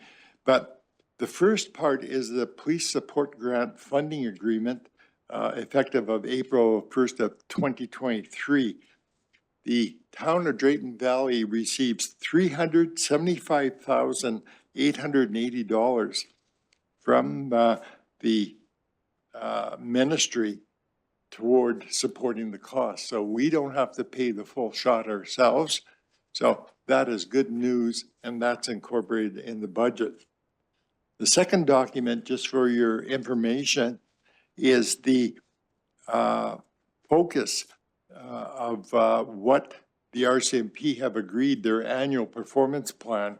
I wanted to point out crime prevention or crime reduction, property crime, pro-life offender management, compliance with court conditions, community engagement, organized information sessions, and organized crime, drug trafficking. So those are the major focuses that council has provided, and RCMP and the town have agreed that they're going to focus their activities on, besides all of the other things that you realize that they have to respond to. You know, there's property crimes, B&E, family violence, etc. All of those are federal directives. The next document, just for your information, and again, reading and familiarization if you haven't seen it before, is the multi-year financial plan from April 1st of 2024 to March 31st of 2029. Of course, this comes directly from mandated by the federal government, and it outlines all of our cost sharing requirements. So hopefully council has seen this document. Administration has seen it. I believe her worship ended up signing it on behalf of the municipality at some point. I'm not sure what the date that it was signed. It's not Very noted. thoroughly. Yeah. In any event, this provides us a detail. So I've had a chance to go through it, and I'm very familiar with this agreement from other municipalities, and it's a standard.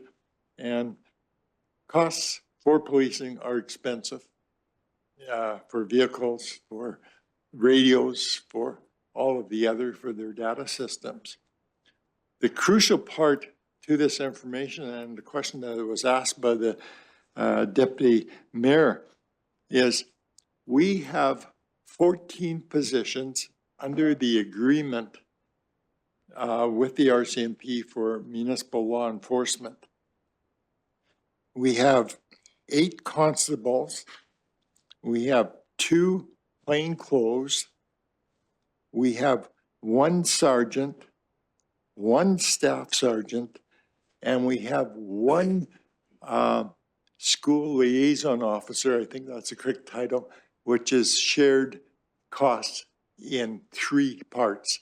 So between ourselves, the schools, and I believe Brazeau County is the other partner. So we only pay 1/3 of that cost. Plus, we have one vacant position. So the good news always is we are never billed for those vacant positions. And I know that from experience.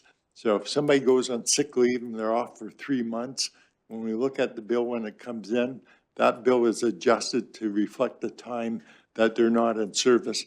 This vacant position, though we include it in the budget, we end up having a small amount unspent, and based on whatever the costs are, and somewhere around $175,000 to $200,000, that's an actual cost savings, to us. So in the deployment, based on if people are away for training, holidays, leave, or whatever case, we may not have that full complement of the 12 officers that I would identify that are providing policing service, or the 13 position and the one vacancy. We're, actually, in actual fact, have 12 active positions in the municipality at the current time. So I know from my experience that with all of the moving parts, training, leave, holidays, etc., we likely never have the full complement of the 12 in the station at one time, but we pay for those 12 officers based on they being full-time, and pay 1/3 the share of the school liaison officer, and don't pay for the 13th or 14th officer, however you want to count it, because of that vacancy. And we realize that, the RCMP, like many police forces, are actively recruiting for new members. Alberta seems to be favored, by getting their positions filled sooner than other provinces, which is good news. And I know in working with the Southern District Commander for the RCMP, he had the attitude to fill municipal positions as quickly as possible. So when I had applied for 2 positions with the city of Chestermere, we got those positions filled very quickly. It's going to be, I understand that we are going to be arranging a meeting with a representative of K Division to come out here and even speak with us in greater detail than what I'm providing today, but perhaps that would be the time to lobby or to suggest that we need to be higher in the priority list to get that particular position filled. So have we requested, I know when we were at Alberta Munis, we did request, and I think it was with Nina, is that her name, Elvira? We've met with her every year. She did say she would come out, so have we followed up to say, can we set up a date then for that? Because she said she'd spend time with us to go through all the financials. As far as I know, we haven't set up a date or anything like that, but If we could reach out then Yeah. and set something up in the new year, that would be fantastic. And then that helps council have a better understanding and a breakdown of all the detail. Yeah. Madam Mayor, it's on my to-do list. I Perfect. just haven't gotten to it. That's okay, that's okay. A little bit busy with budget, as you can imagine. So the final aspect of all of this that pulls it together nicely for me is that we have met, Staff Sergeant and myself met with the province for the application for the $30,000 for the study. And by all indications, the parameters of what we're talking about fits very well within the guidelines for the grant applications. And we were encouraged very much by their comments, their advice, and their directions. So Staff Sergeant Ryan and myself have a meeting next week to finalize the scope, finalize the application, and get the application in for the $30,000 to help do an assessment and review of, current status, both the RCMP and our community peace officers, to ensure we're properly funding and have the proper amount of positions. So I'm excited that Deputy Mayor had asked the question, and I was able to do the research and provide all this background information. But further details certainly can be discussed with the representatives from K Division at a meeting in hopefully January or whatever other additional details. But having gone through and Elvira, sorry, had provided back in, or somebody had prepared in September of 2018, a breakdown of the costs. And I've gone through the bills myself to confirm that we're not paying for any positions. There is adjustment on the quarterly invoices that we receive. So that's the full complement of what we have and the costs associated with it and where the cost benefits are. So I trust I've answered all of your questions to the best of my ability, but if there's further, I'd be pleased to try to respond. I guess in the end, I'll wait until that meeting later. I guess the couple of questions I have is this a standard complement or have we requested additional members that we're paying for? I realize the positions are full, all except one. I didn't realize we had 2 plainclothes officers, to be honest with you. So again, we're going to dive into it at a later date. So I'll wait till then and I'll review this and jot down any additional questions I have. Thank you for the information. My pleasure, Madam Chair, and certainly, it was a learning experience. When you ask about do we have the appropriate complement, that's going to be part of the study that we're going to be doing. It's very interesting because throughout different parts of the province, the resident per member ratio changes. So I was relating the fact to Staff Sergeant that in Chestermere, the ratio was 1 RCMP officer per 918 residents. Crime rate in that particular area seems to be quite lower than it is that in Northern Alberta and in our particular district, the number is quite a bit higher because I was using that and said, well, if it's 1 to 1,000, we got 7,300 population. I should only have 7.3 RCMP officers, and I've got double that. Well, the measurements are much different. The crime case, the CC crime cases per officer is about double in Southern Alberta. And so the ratio for member to population is quite a bit different. So that was astounding and a significant learning for myself. So I got those answers very quickly. So thank you again for providing this to council. Appreciate it. And yes, we did in 2000 and I want to say 2018. It was, I'd imagine it was shortly after a new council got elected that ran on safety initiatives, and we did ask for 2 additional officers at that time. So up to that point, the complement had been 12 and it's 14 now. We've never had 14. I don't believe we've ever actually been able to fill 14, but that's when it changed from 12 to 14, a full complement.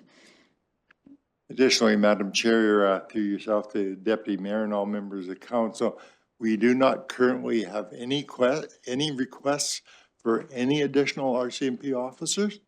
And again, we'll wait for the results of the study. And we do not fund any enhanced policing positions. Many rural municipalities, and I'm not sure if Brazeau County does that, but I know County of Vermilion River, their council actually pays for 2 enhanced policing positions because they had a great problem with rural crime. But we don't have any enhanced policing positions and no requests for any officers at this particular time. Awesome, and I realize I skipped over the mandate, so, and not to take the wind from Tom's sails, I'm still going to go back and read it. The Protective Services Department plays a critical role in ensuring the safety and security of Drayton Valley's residents, businesses, and visitors through a combination of firefighting, emergency response, enforcement, public education, and policing services. The department protects lives and property, responding swiftly to emergencies and helping to prevent incidents before they occur. Additionally, the department is tasked with creation, maintenance, and enforcement of municipal bylaws designed to promote a safe, respectful, and welcoming environment throughout the town. These bylaws address issues ranging from noise control and property standards to traffic safety and community behavior, helping to maintain order and protect quality of life. Public education is another key component of the department's work. By offering training, outreach programs, and informational resources, the department helps raise awareness about fire safety, crime prevention, and emergency preparedness. This proactive approach aims to empower community members with the knowledge they need to stay safe and reduce risks in their everyday lives. So unless we have any more protective services questions, we'll move on. Does Sorry. anybody need a break before we move on? So just two final comments and we'll take a break. I love that. So on page 22, under our human resource plans, we clearly show that there is included in this budget, again, with the 0% tax increase, an addition of 1 administrative support staff for the RCMP, and that in 2026, we're looking at adding 1 staff member to the fire services. And I believe that's a training officer. I'm sorry. Okay, and a second admin support position for the RCMP. So that's what we're looking forward into the future. So just wanted to, and I believe there is sufficient justification for that admin support with the RCMP.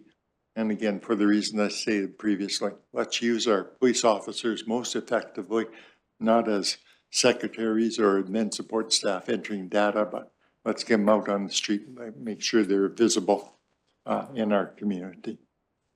Perfect. Thanks very much, man. Thank you so much. Do you have a question, Councillor Gamana? I do. Regarding that portion, is it gonna be just allocated to town of Drayton Valley, or is it a Brazeau County, Drayton Valley regional position? It's a town of Drayton Valley Town of Drayton municipal Valley. staff, correct? Okay. Yeah, I agree with, we need to have some discussions. I would like to understand if given this position, would there be more room for the officers to be on the ground and, doing safety rather than paperwork, and would that help them to be out there, right? So that's probably a discussion I would like to get to when we have discussions with RCMP. I do think Tom has a comment as well. Yeah.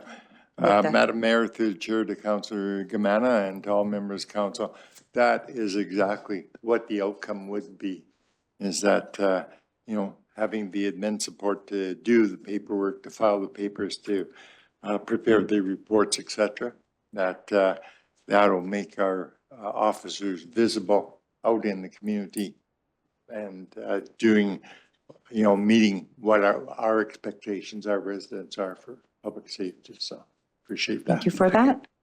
Mr. Thompson?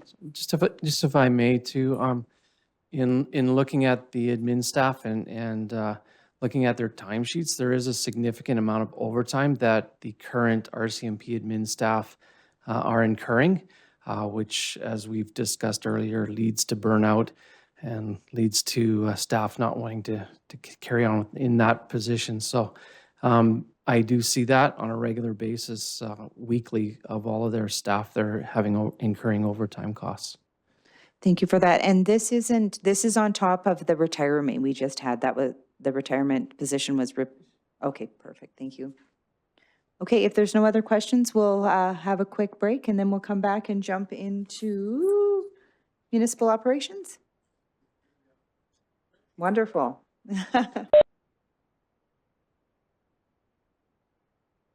Heading into lunch, we're going to try to get through at least one more here and then we'll break again. It's been a busy day. So we'll reconvene and we'll jump back into municipal operations. So, Madam Chair, members of council, you may know a difference in titles. This used to be known as municipal services. We've changed the reference to municipal operations because really that's what it is. And because my general manager asked me to change it. I thought it was a good idea. Awesome. All right. The Municipal Operations Department is a key department within the town of Drayton Valley, tasked with the responsibility of ensuring the provision of essential public services to the community. The department plays a critical role in enhancing the quality of life for residents and maintaining the municipality's infrastructure in a sustainable manner. The department aims to provide efficient, accessible, and reliable municipal operations that contribute to the well-being of all citizens. The department is committed to maintaining high standards of service delivery while promoting sustainability, innovation, and transparency. So if we go to page 25, and it's also on the screen, is the operating summary for municipal operations. And the only thing to note under revenue, the change is under utilities, and that is due to our sewer rates increasing a little bit. And that is based on our Corvus rate study that we did a few years ago. And so we're following that plan in terms of our rates, the way we increase and decrease our rates every year. So will that go into reserves, that 200,000? Not this year. Not this year. This year? It's not included in the budget this year. But it should be, and so should, we've been following the rates in, for utilities, the rate portion we've been following, but it's the reserve transfers that we haven't been following. So we're working on that. And in the Corvus report, the intent was to be put into reserves, remind me? Sorry? From the Corvus report? Well, in the Corvus report, what it does is it takes all our infrastructure that we own and all the utility infrastructure, what it costs, what it's going to cost to replace, when it will need to be replaced, and then it develops a plan of what our rates need to be and what our contributions and how much we need to put into reserves to be able to fund those infrastructure replacements going forward. Yes, that is the goal. And then under the expenditures, we have salaries and wages. Not surprisingly that there's an increase there for all the reasons we've already talked about. However, we also have an admin position for the general manager that currently is in a term position, but is not in the budget yet, is not a full-time permanent member. And we are proposing in this budget to add that to our full-time equivalency. There's just a significant number of administrative tasks that our general manager is doing right now that takes away from her ability to focus on, I guess, higher level things. Under contracted and general services, we have adjusted our snow removal budget a little bit, not as much as we would have liked to, we'd still had to manage our costs, but we did increase the contracted costs there a little bit because we had small amounts of snowfall for many years, which allowed us to kind of decrease our budget based on the trends, but we're kind of seeing a little bit more now, and we know that we're going to go over budget this year. But the good thing, I guess, is that we had a surplus in this area last year and we put that amount in reserve so it wouldn't impact the taxpayer this year. But knowing that, predicting that there was going to be more snowfall next year, it was prudent to increase the contracted services budget a little bit. And we also have a number 4, so that for supplies, it's not really a significant amount of increase, but the entire increase is just things being more expensive now. Number 5 is for repairs and maintenance. So more was budgeted for road repairs to ensure that roads are maintained appropriately, as well as sidewalks, crack sealing, and all those kinds of things to make sure that we have done a sidewalk study, I think it was called. I can't remember exactly what it was called.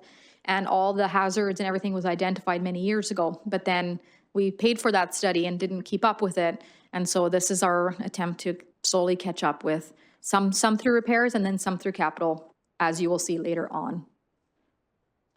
Number 6 is the asset retirement obligation. Don't have to speak too much about it. We already discussed it when we looked at the overall budget. But the $748,000 is for the future obligation in relation to our landfill. And then for full-time equivalent staffing summary, our human resources plan, we have in 2024, 26.6 staff. And you might think, how's her 0.6 of a staff? But it's a number of hours worked, so it's not a person with no arm, no, or shorter, am I 0.6 of a person? I don't know. So 26.6 and 24, and then an additional staff for the general manager's office in 2025. And then in 2026, to keep up with levels of service, an additional public works laborer and parks operator. Or maybe I have the operator and the laborer backwards, I can't remember, but one in each department to be able to maintain the extra work as time goes on and we just take on more is planned. And if you have any questions on municipal operations, I'd be happy to answer them now. So Madam Chair and through the chair to all members of council, one of the areas I have some concerns with is understaffing at the Omniplex. We're operating there with 7 staff members, I believe is the correct number. And if there's any illness, we're short-staffed and unable to meet our levels of service commitment to the community. And so that's an area that I think we'll have to address in 2025. The number of hours these people are working on shifts and stuff like that is very demanding. And if you're promoting work-life balance, it's an area, it's an issue of concern and needs to be addressed. Second comment under operations is referring to our letter of November 15th from Brazeau County and their resolution number 684 to approve asphalt surfacing on Range Road 75 south of Township Road 9 or 494. They've approved an amount of $375,000 funded from their road restricted surplus account, subject to the town of Drayton Valley participation on their portion of the road. That cost will be $1.5 million to $2.5 million. I don't think we're in a position to be able to submit that for council's consideration at this particular time. And the administration will look at, our roads assessment study, our asset management program as to priorities. And we would come back early in the new year to address that specific issue. Thank you. Councillor McGee, did you have a question? I do have, and I'm not sure, given how we're presenting, but when you think about the arena staff and their service levels, at some point in time, we should talk about graphing it. How does that compare?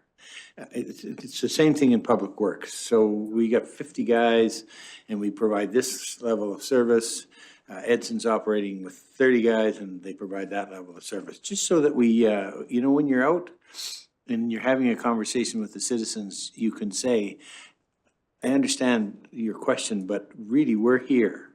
And in comparison, this is what gets provided. I don't know if this is the right time to ask the question or whether we can spread it about. And then the last part, it triggered with me, is that if the county is looking at putting some money into a road, we've always thought, if you've got the folks there that do that work, let's get it completed. Correct me if I'm wrong. But if we don't have any money, ask them if we can borrow some at a reasonable rate. And they can just carry it. I mean, it's Thanks, Tom. it's a wonderful. Oh, Yeah. Madam thank you Chair. for your innovation and Yeah, Madam Chair, through the chair to Councillor McGee and to all members of council, that it was exactly the discussion myself and the general manager of municipal operations had yesterday afternoon with regards to perhaps part of the discussions with the county will be, are they capable of doing that additional work to complete the road? Because I suspect they may be able to do it less expensively. I've had experience in rural municipalities where we were able to construct 1 kilometer of gravel road for $100,000 where was costing other municipalities from $300,000 to $400,000 because we had our own construction crew. That's the same with Brazeau County. They do the same thing. They do their own construction. So that would be one of the approaches that we certainly would take. And we did talk about funding as well, not dissimilar to what you recommended, Councillor McGee, is that how do we finance it? So do we have to do some short-term borrowing to make it happen? But the first is, where does it sit on our priorities? Because it's their priorities. It may not be our priorities. And with the limited amount of funding that we have and not wanting to, perhaps borrow money unnecessarily at this particular time, those would be all considerations that we'd put together in the report and bring back for governance and priorities early in 2026. It's a generous offer by them to get theirs done, but I don't know if they realized what the impact would be on us and the costs for completing that road. So maybe we complete only an equal amount of what they do, sort of thing, but all kinds of options that we can consider. Appreciate Councillor that. Evans, did you have a question? And yes, we do compare ourselves, I guess, from time to time with other municipalities. It's quite an extensive project only because to balance what we do internally with our own wages compared to our contracted service, like in terms of snow removal. But we do that work every once in a while just to see where we're at. And in our Public Works Department, I believe we are not far behind, I wouldn't say, with other staffing, but in our recreation, it's hard to measure because our facility is so unique. And that's really, it always comes down to when we're comparing ourselves to another municipality is we have the MCC and then we have the twin arenas, we have a curling rink, and we have, the plant and the way the plant is set up. And I can't even begin to go into all the details, but we have done extensive work specifically on the arena because of our negotiations with the county in the past. And that is really our unique struggle there with recreation, is that the county does cost share for half. And so the staffing is one of our big costs. And so we always have to be mindful of that. Going into a negotiation year, I'm sure we'll do extensive work on that front again. Yes. Any other questions on municipal operations before we move on? Before we break for lunch, yes. Any other questions? No? Madam Chair, members of council, can we just get quick feedback from yourselves? How has the morning gone? Are we meeting your expectations? Can we change anything in our presentation for when we reconvene after lunch? Roll out the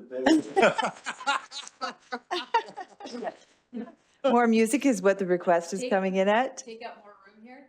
right? Yeah. I think you're doing a fantastic job. I appreciate the detail and the thought that have gone to this. I want to say thank you to all of administration for your hard work in putting together this budget. I know it's not an easy task, so we appreciate it. And I love the song and the sunglasses at the beginning. It's definitely much different of a feel than it was of our last year's budget, so thank you for that. Looking forward to more discussion happening this afternoon and in the coming days. And I personally think that it's going well. So I'm sure there'll be lots of questions this afternoon. Does anybody else have any comments? Questions? Councillor Evans? Yeah, I'll just comment that, I find the process this year is much less adversarial.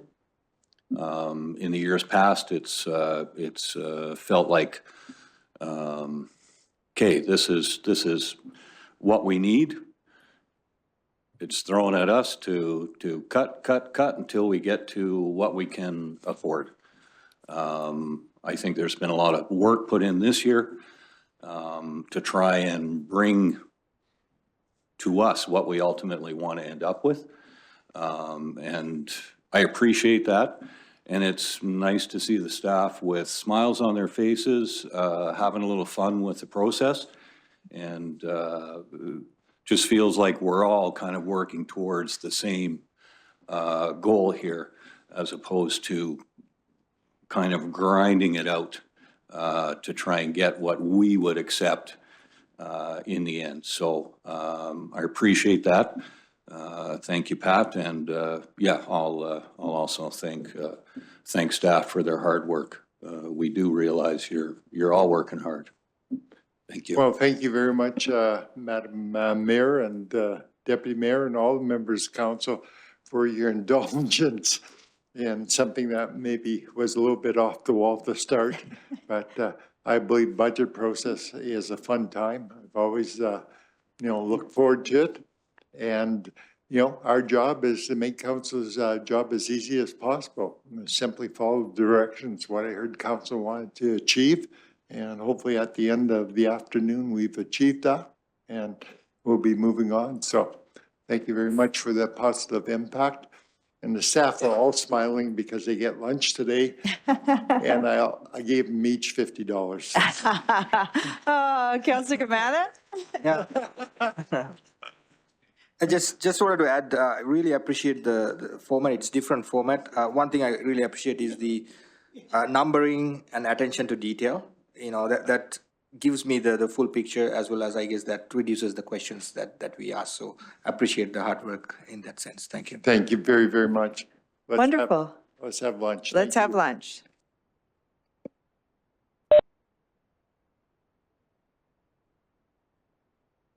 Good, then we'll reconvene our meeting back at 1:04 PM and we'll jump back into the budget. I think we are at, are we at corporate services or Community. Community and recreation. Yes. Awesome. Well, I will try to keep everyone awake. Maybe I'll just throw a random like keyword in there to see if you guys like. See if we're alert, right? Or an object. That's even better. Just like pineapple. We'll throw the Anyways, word out there that we used on Heather. Keep you earlier, guys that was awake. Used. It was. yeah. The look on her face and her eyes just went, whoa, what is going on? Oh, goodness. All right, community and recreation. The Community Services and Recreation Department is dedicated to enhancing the quality of life for residents by providing access to recreational facilities, programs, and services that promote physical, social, and mental well-being. The department is responsible for managing a wide range of community and family services, organizing community events, and fostering an inclusive environment that supports the overall well-being of individuals and families in the community. Through its programs and services, the department aims to build strong, connected communities where people of all ages and backgrounds can engage, stay active, and enjoy a variety of recreational, cultural, and social opportunities. Additionally, the management and maintenance of facilities is a key part of this division. The maintenance department is dedicated to keep town facilities in good condition. And if you go to the operating summary, which is on the screen and it also can be seen on page 29 of your package, you see that the all significant revenues are all increasing this year, which is really good. The first one being government transfers. That means the costs are increasing, and proportionally the recreation cost share also increases along with the cost. Sorry, government transfers is grants. That's ECDC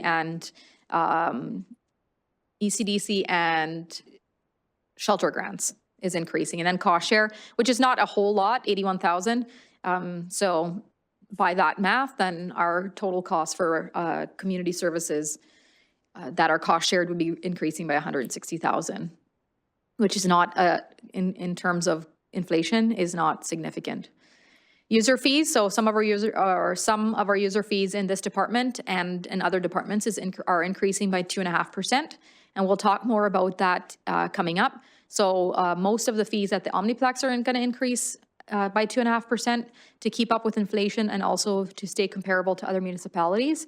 The pool, we are making some adjustments, but we're not doing a blanket 2.5% increase.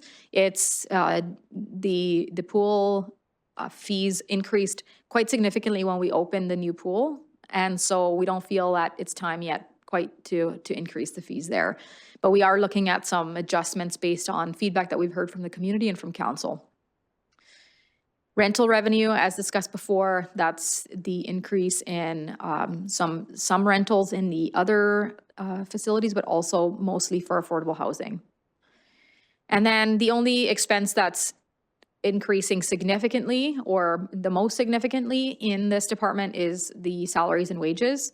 So it includes cost of living, merit, and we also had to adjust some of the way we budgeted for salaries at both the pool and the Omniplex, because we realized that it looked like we were going over budget. And then when we really went to look at it, the way we were budgeting for vacation wasn't quite accurate, because those facilities are some of the only facilities where if somebody is not there and they're on vacation, we're paying someone else to be there. So if I'm not working one day, no one else is covering, no one else has to be paid to cover my position and a lot of administration positions. But for the pool, there's someone on deck when someone else is on holiday. So we just had to adjust some of the ways we were budgeting just to make sure that we were not going to go over budget. So it's not that the opening hours were changing or that we're hiring more staff or any of that. It's just simply being a little bit more consistent in our approach to budgeting for wages. And then for the human resources plan, we have no changes in 2025. That's in this budget right now, but we do have a proposed increase in both the facilities maintenance and Omniplex for 2026 to make sure that we can continue to deliver the services that the community and council expects. And the two projects, albeit small, that are included in this budget are for the Youth Advisory Committee and for Truth and Reconciliation. So if you have any questions on this division, I'd be happy to answer them now. Mr. Vincent had made a comment earlier about a position at the Omniplex. I don't see it in here, but was it? It's right now sitting as coming forward in 2026, but we can talk about moving that around when we look at the list later. Yeah. Okay. Councillor Clark, did you have a question? Just on the long-term debt servicing, I'm assuming that's ECDC, yeah. Sorry, go ahead, sir. No worries. So the long-term debt servicing, that's principal and interest? Yes. Okay. And I believe, isn't the ECDC coming off here soon in terms of? Oh my goodness, scratching my memory now. I think it's Bernice might know, 2030? 2028? 2026. 2 more years. 2 more years? 2026. 2026, maybe it's 2028. I'll confirm. I'll dig in my computer while somebody's talking, but we're getting closer, yes.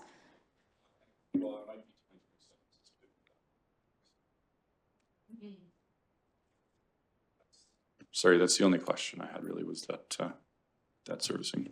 Madam Chair, through the chair to Councillor Clark and to all council, if you go back to page 10, near the bottom, we include all the long-term debt principal, which is $1.3 million.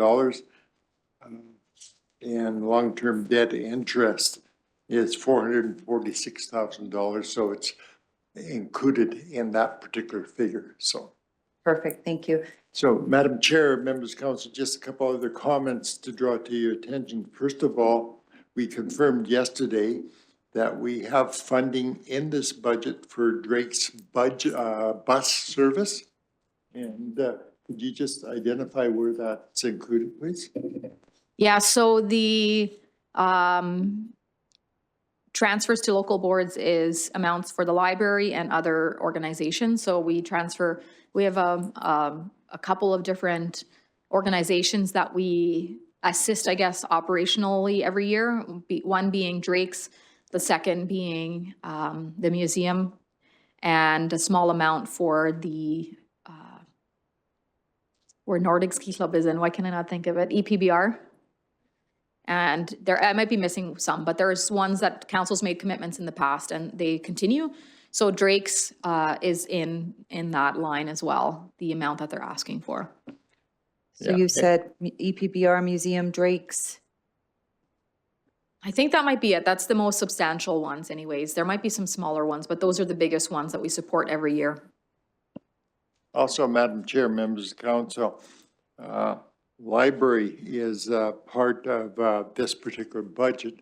And just want to refer to the letter of November 25th from Brazeau County and their resolution 663, that they've budgeted $10,000 and to cost share with the town of Drayton Valley the total of $20,000 for a CCAN for the storage of Drayton Valley Library, for a CCAN for storage for the Drayton Valley Library Board. So we have sufficient capacity in the budget to match the $10,000 being put up by Brazeau County to fund the $20,000 for the purchase of the CCAN for the storage. So I want to say that we can comfortably address that. So. Councillor Commander, did you have a question? No, thank you. I was just looking at the projects that's proposed here. And it's great to see that Youth Advisory Committee as well as the Indigenous training here.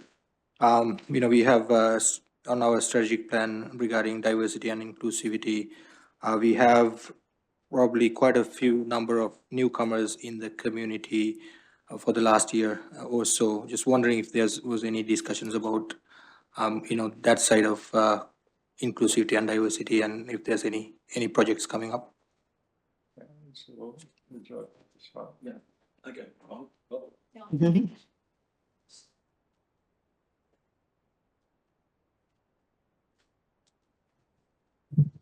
Should work right now? Yes. Thank you for that question, and through the chair to Councillor Kamana and the rest of council. So the request here for the $3,000 is clearly towards the expansion of the inclusion and strategic direction of making sure that we are inclusive and do training and have, let's say, enhanced awareness amongst our staff members in the community, and make sure that we do those activities that we already do around, for example, National Day of Truth and Reconciliation with our Indigenous partners. So this budget does not have any additional items on inclusion. As we remember last year, we did a position that would look into it. That was not going through council and was not approved. So there was no additional actions at this moment for any other projects specifically. This is just to enhance the budget that we already do and the activities that we are undertaking. No, thank you for that. I just wanted to. If I might respond, Madam Chair, through the chair to Councillor Kamana and to all members of council, if as we're going through these projects, which we'll be doing very shortly, if council would like to give administration direction to add some money to that, to expand the program to include newcomers to our community, I'd be pleased to accept that direction, those additional resources to make that happen. Thank you for that. Councillor Clark? Where does FCSS funding show up in here? Like, where does it go from? It's under government transfers. Okay. Is And where that's, but that's community and rec shows up here? Yes, correct. Yes, yeah. Okay. Okay. And sorry, just to add to that, where the town's portion of FCSS is $46,108, I believe. Yeah.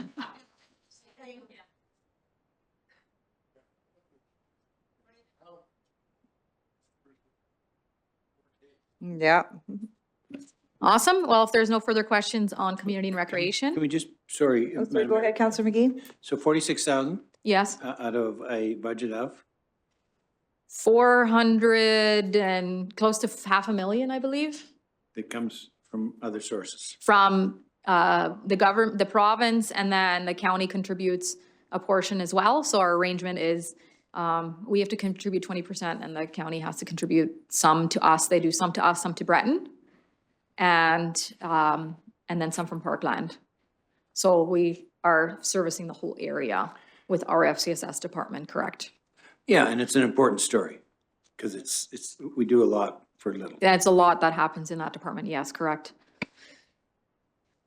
Awesome. Well, we'll move on to Planning and Growth, which is our last division. So the Planning and Growth Services Department is committed to leading the town's growth and development through sustainable planning and strategic economic diversification. The goal is to create a vibrant, resilient, and thriving community by supporting the integration of thoughtful land use planning, infrastructure development, and economic innovation while responding to the evolving needs and aspirations of all residents and stakeholders. And if you refer to page 33, that's where our operating summary is. And there is not a significant change anywhere. The salaries and wages go up a little bit. That's mostly just cost of living, no new positions or anything like that in this budget. The contracted and general services actually goes down a little bit, and we're just adjusting. The economic development budget's kind of been all over the place over the last few years, and we try to budget based on what we spent and what we're gonna spend. And so we've just adjusted it to be a little bit more reflective of what we have been spending in the last couple of years. And then the one-time operating projects under this department, so this is under planning, is e-permitting. And so council will remember the project that came forward last year, but we couldn't make it work. We have included it in this year's budget as administration sees this as an important step forward in both customer service and records management that will really help enhance our services here. So that is it for that. And the, sorry, just one more thing to note is the human resources plan. There's no expected changes to staffing in this department over the next couple of years. And sorry, there is one more thing.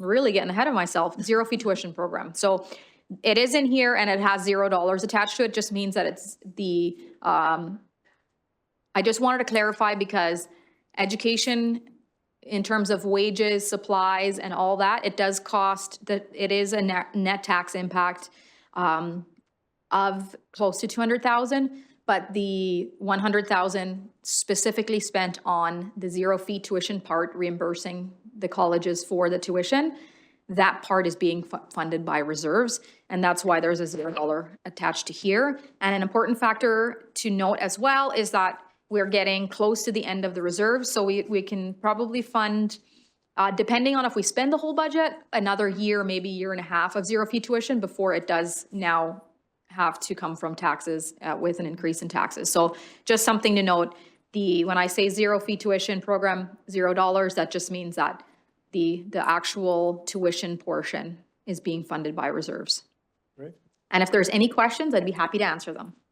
Madam Chair, to the chair, to all members of council, as the Economic Development Committee was informed yesterday afternoon at their meeting, we are in the process of hiring a general manager of planning and growth, which position has been vacant for a lengthy period of time. Interviews will be taking place on December 4th and December 5th. And I'm very optimistic that we're going to find the right candidate to fill that particular position. And in doing so, there will be greater emphasis and focus on economic development in 2025.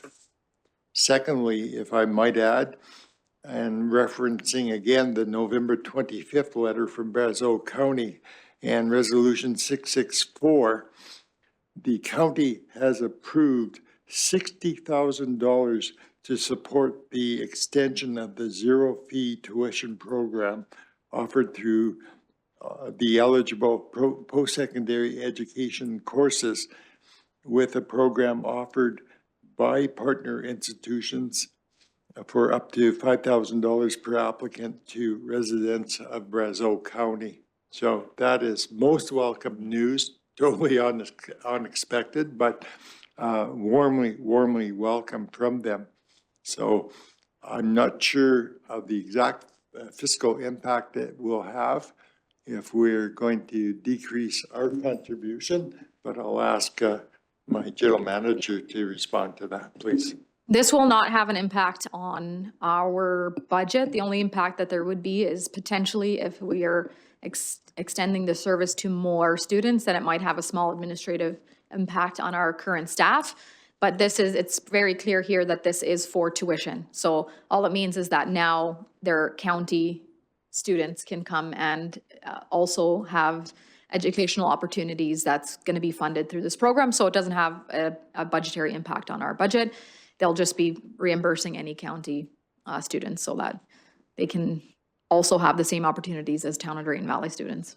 So it doesn't go into our reserves with our kind of zero fee tuition, it's only for, so once we kind of do that, we send the invoices their way and then that's how they do the reimbursement? Correct. Yeah, I haven't talked through the logistics with Colin, to be honest, but that's what I take from it. Yeah, so when we get the bill, we decide which ones are ours and then we just invoice the county for their portion.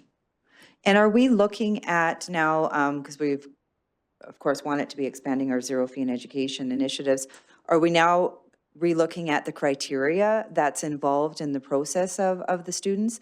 I know there's been a little bit of, this might be a Kundi question, I think. I know that there's been like questions around when you look at, let's say, our healthcare aid program or our early childhood programs, there is funding that comes from the government there. So we're wanting to make sure that all students are exhausting all their means of other funding, whether it's through grants or scholarships and things like that before they can access. So are we relooking at that criteria now? Are we making sure that the county's aware of that? Like, has anything changed now, or do we have plans going forward, what that'll look like? Yeah.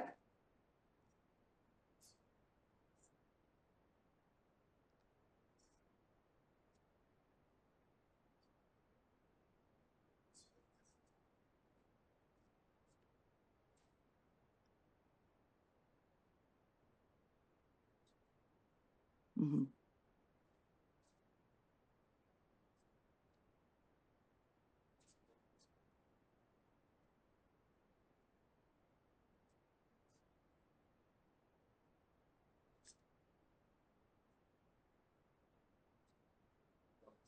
Mhm.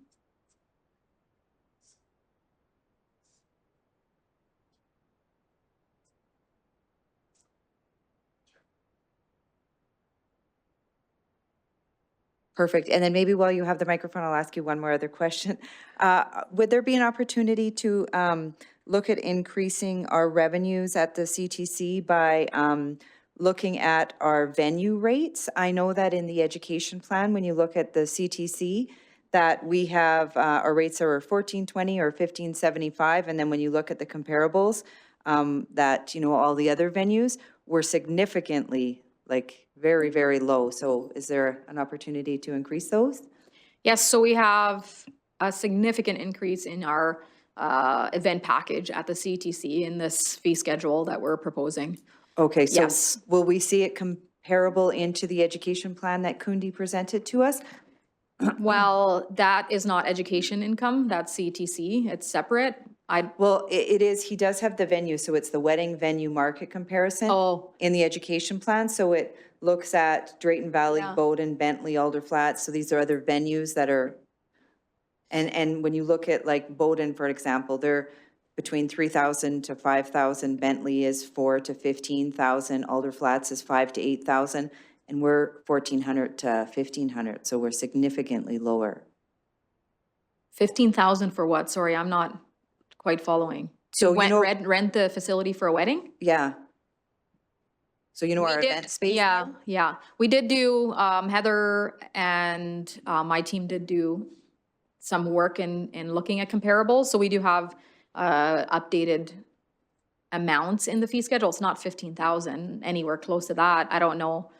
I think it's Oh, 15,000 maybe, I'm not sure. I'll let Kundi speak to it. Yeah, because when I looked at the numbers, I was like, wow, in Bentley and just even Alder Flats is $8,000. That's huge compared to, we have a pretty big, spectacular building. I'll go to Kundi.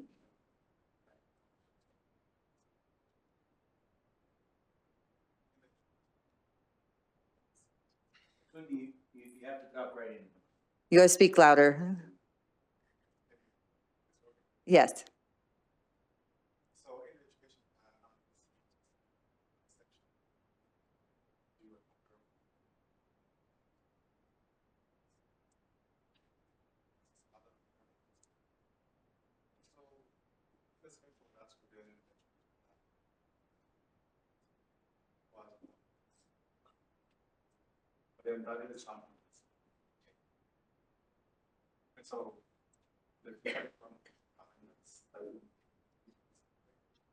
is.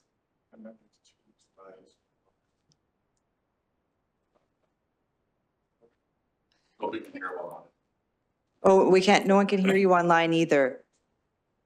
Madam Chair, members of council, we'll be actually reviewing that in detail in the last section called fees, the fee schedules. Okay, So we'll be able to go into that in greater detail. okay, wonderful. And then, yeah, I guess we'll have to look at the microphone being fixed. Councillor Clark, did you have a question? Yes, a couple. Where do donations show up in here? Specifically for the zero fee? I think Pemina and several others had committed multi-year. Yeah, that's, whatever we haven't spent is in the reserves. And so the way so then they come through in reserve transfers. So donation in the past has already made its way into reserves. And as far as I know, we're not expecting any donations this year. So that's why you don't see them there in 24 or 25, because those donations were in 23, the last time we had donation revenue. But they do show up just in the revenue line. There'd be a donation line if we did have donations Yeah, I here. thought that was a multi-year. Yeah, it's a multi-year. Yeah. I'll have to look at it again then. Metal Next was 2, Pamina was 3, Rotary was 2, Yeah, I will have to see, but I think we put them Whitecap. all into reserves already, yeah. Okay, so We'll make a note, they but- just won't show up here, they'll show up. in Yeah, this general. exactly, yeah. Okay, and then just long-term debt servicing, what do we have there, on the planning? and We growth have side? the biomile, Sorry, what the was the development question? of the biomile. We Just invested a fair amount of money. The debt servicing on the biomile, and that was for like grading and clearing and. Subdividing, all okay. that Oh, kind of yeah. stuff, yeah.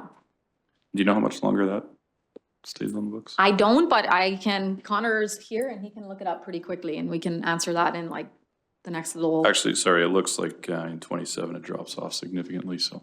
it's getting near the end, I'd imagine. Okay. Councillor Kamana? Thank you. So regarding the reserves that zero fee is funded from this year, is it the donations from said businesses? And how much was there and how much is going to be left after this year? So, yeah, so all donations that towards zero fee tuition, essentially that we've ever gotten, for the most part, have all went into reserves because most of the donations have been, with some exceptions, have been contingent on spend your money first, then spend this money. And council has continuously committed up till last year additional funds to go to it, and we've had a hard time spending that full amount. So then last year, that's when we changed it and we said, hey, that the reserves are this amount, and things were difficult last year. So that's when we changed and we said, okay, let's start using the reserves. So we aren't putting extra money into zero fee, and now we're starting to use the money that's been built up over time. So, yeah, so Rotary donations, some of the donations like from the Pamina. initiative last year, yeah.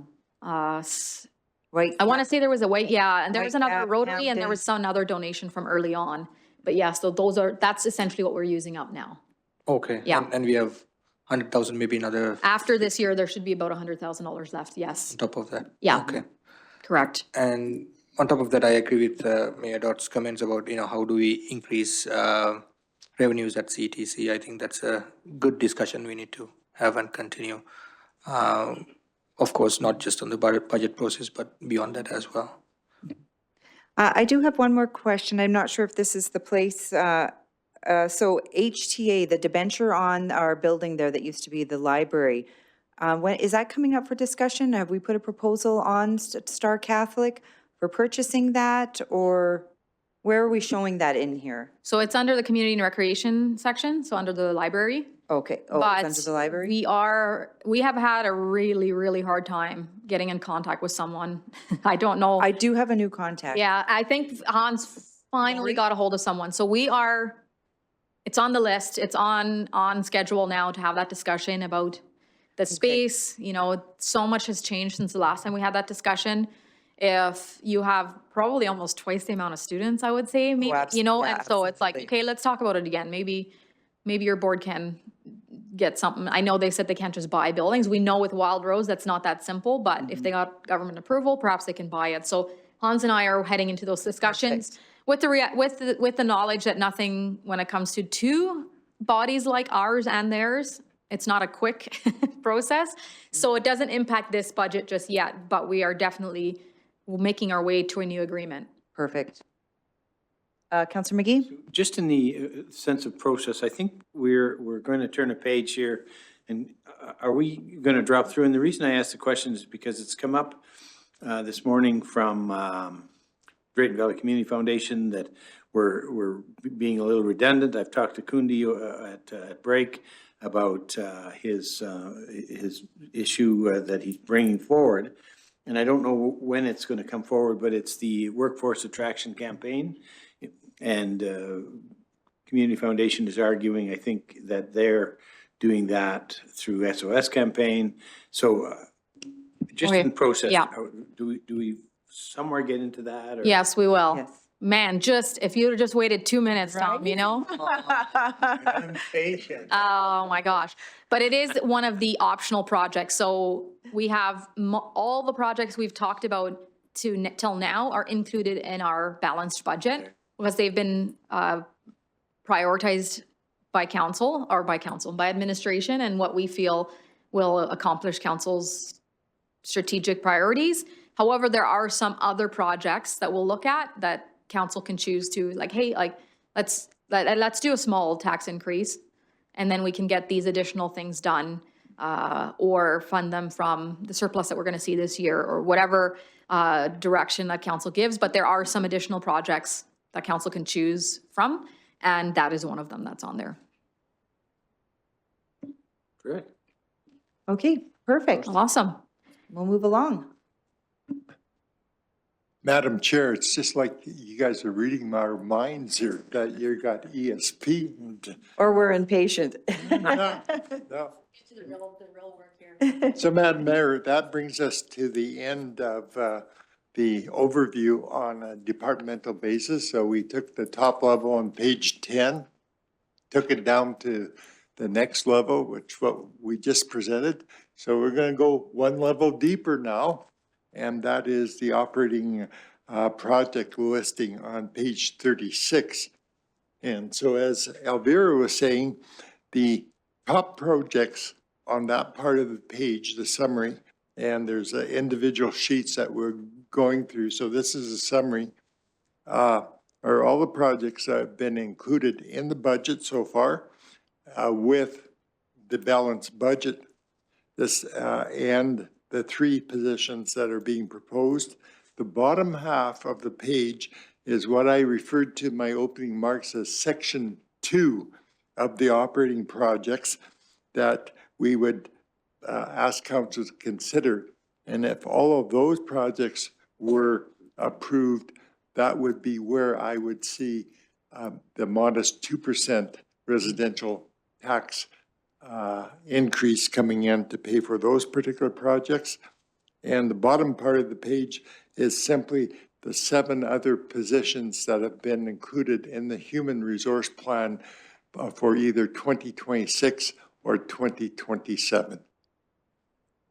So with that, I'm going to turn it over again to Elvira, and we'll go through each of the particular projects and have any comments, response, clarifications that are required. I was hoping to go through this fairly quickly. Yeah, I think I hadn't planned to go through in a ton of detail. I was hoping that council had a chance to read these forms, and we've discussed them briefly in the operating section, but we'll go over them and you can ask any other questions that you would like. So first up, we have the financial systems upgrade. Again, we're going from Serenic to Sylogist Gov, which is created by the same company. And the Serenic, we are currently on modified support because they're coming to end of life, so we're a little bit behind. And they will shut the program off in December of next year. So we have to have migrated within next year. And the migration and training is expected to take from 9 to 12 months. So we're going to get started immediately in the new year, start on this project so that we can be entirely ready when Serenic says that it is no longer functioning. Next up is the 2% COLA, so that, So, yeah, just a Yep. minute, yeah. No, I just want to make sure that there's no questions. Yeah. Yeah. okay, sorry, I will look up more. Are we good with this one? Any questions? Okay, we'll move on to the next. So then, thanks, Pat. Next is the 2% COLA adjustment for out of scope. So just to point out that this is only for out of scope because we're contractually obligated to 2% for union staff, so that's already included in wages. And actually, as this 90% has been, COLA for the entire organization has been prioritized and is included in budget, so that 90,000 currently is sitting within the salaries and wages codes that we have looked at. But it is here so that council can see what the impact is and then can make a decision on that. It just means that you can decide on this 90,000, but you can't decide on the union one because we've already Negotiated obligated to it, yeah. Yeah. Any questions on that? Yeah. Counselor Clark? What is the impact for in-scope? Wasn't it something close to 90? Yeah, oh my gosh. I'm trying to remember. Do you remember, Alicia? She can look it up. I think it is, there's more people, but the total wages, I think you might be right, it might be comparable. Yeah. Any other questions?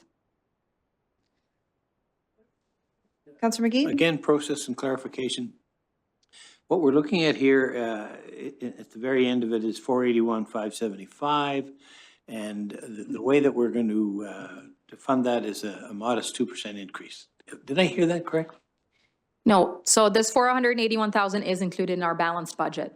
At zero. On the bottom, you have, The 839 is the modest 2% increase. right, well, the 830, yes, okay. No, the 839, the 237, if you look again. Yes. Yeah, the 237 would be with an increase. The 839, although council can absolutely choose to give away more wages. However, that's not our recommendation. It's there for just so you guys can see what the Coming in the plan is future. coming up. Yeah. Yeah. So in terms of the additional things that we could fund with an increase would be the next section of projects. So once I've went through these, we'll go to the next section and that's kind of where, Tom is just moving ahead. He's just stay Yeah. focused. yeah. It's like, I heard 0%, let's just do it and be done with it, right? Right? Yeah. Yeah, Thank you. you're welcome. Any other questions on that? Okay, well, we'll keep moving along. Perfect. Organizational wide training, so that's some more management and other training programs, which is one thing that is very, very important for morale and for the skill set of our managers and our staff. It not only creates a more skilled workforce, but it also creates a more cohesive team because we get together and we do this training, and it's very, very beneficial. So that's planned for 2025 is to continue with the training programs. Any questions on that? Alicia's here now, so if you did have any more specific questions, she could answer them. So, Madam Chair, I just asked Alicia, the question was asked this morning with regard to the delivery of these programs, and the response we provided, and I'm hoping you'll confirm I wasn't wrong, it's going to be through a number of different avenues. So there will be some on-site, some online, some in-house, and some outside expertise providing that. It would probably be mostly done as team-based training. So it's not individual training. So this is an opportunity for, Phil Vera mentioned, our leadership group to get together, our management to get together, and maybe even some, employee-based training to get together. We can do online training. There are different avenues out there. However, the feedback I have received is that it is more beneficial in-house because then you get that team building opportunities. Great, thank you very much. Appreciate that. Okay, any questions here? This is something that we had in the previous budget as well, right? Yeah, for the last couple of years, yeah. Awesome. And the e-permit, so this is an additional module through Citywide that will give us the opportunity to have our permitting for development, for planning and development, the permits be online. And so people can request a permit and then it will start the process online. They can follow like where their permit is at in the process, and we can communicate with residents to say where we're at, as well as what's required, what kind of documents you need to submit. And also, and I think, I don't know if Ken and Doug will agree with me, but the most exciting part of this project for me personally is how it will maintain records going forward.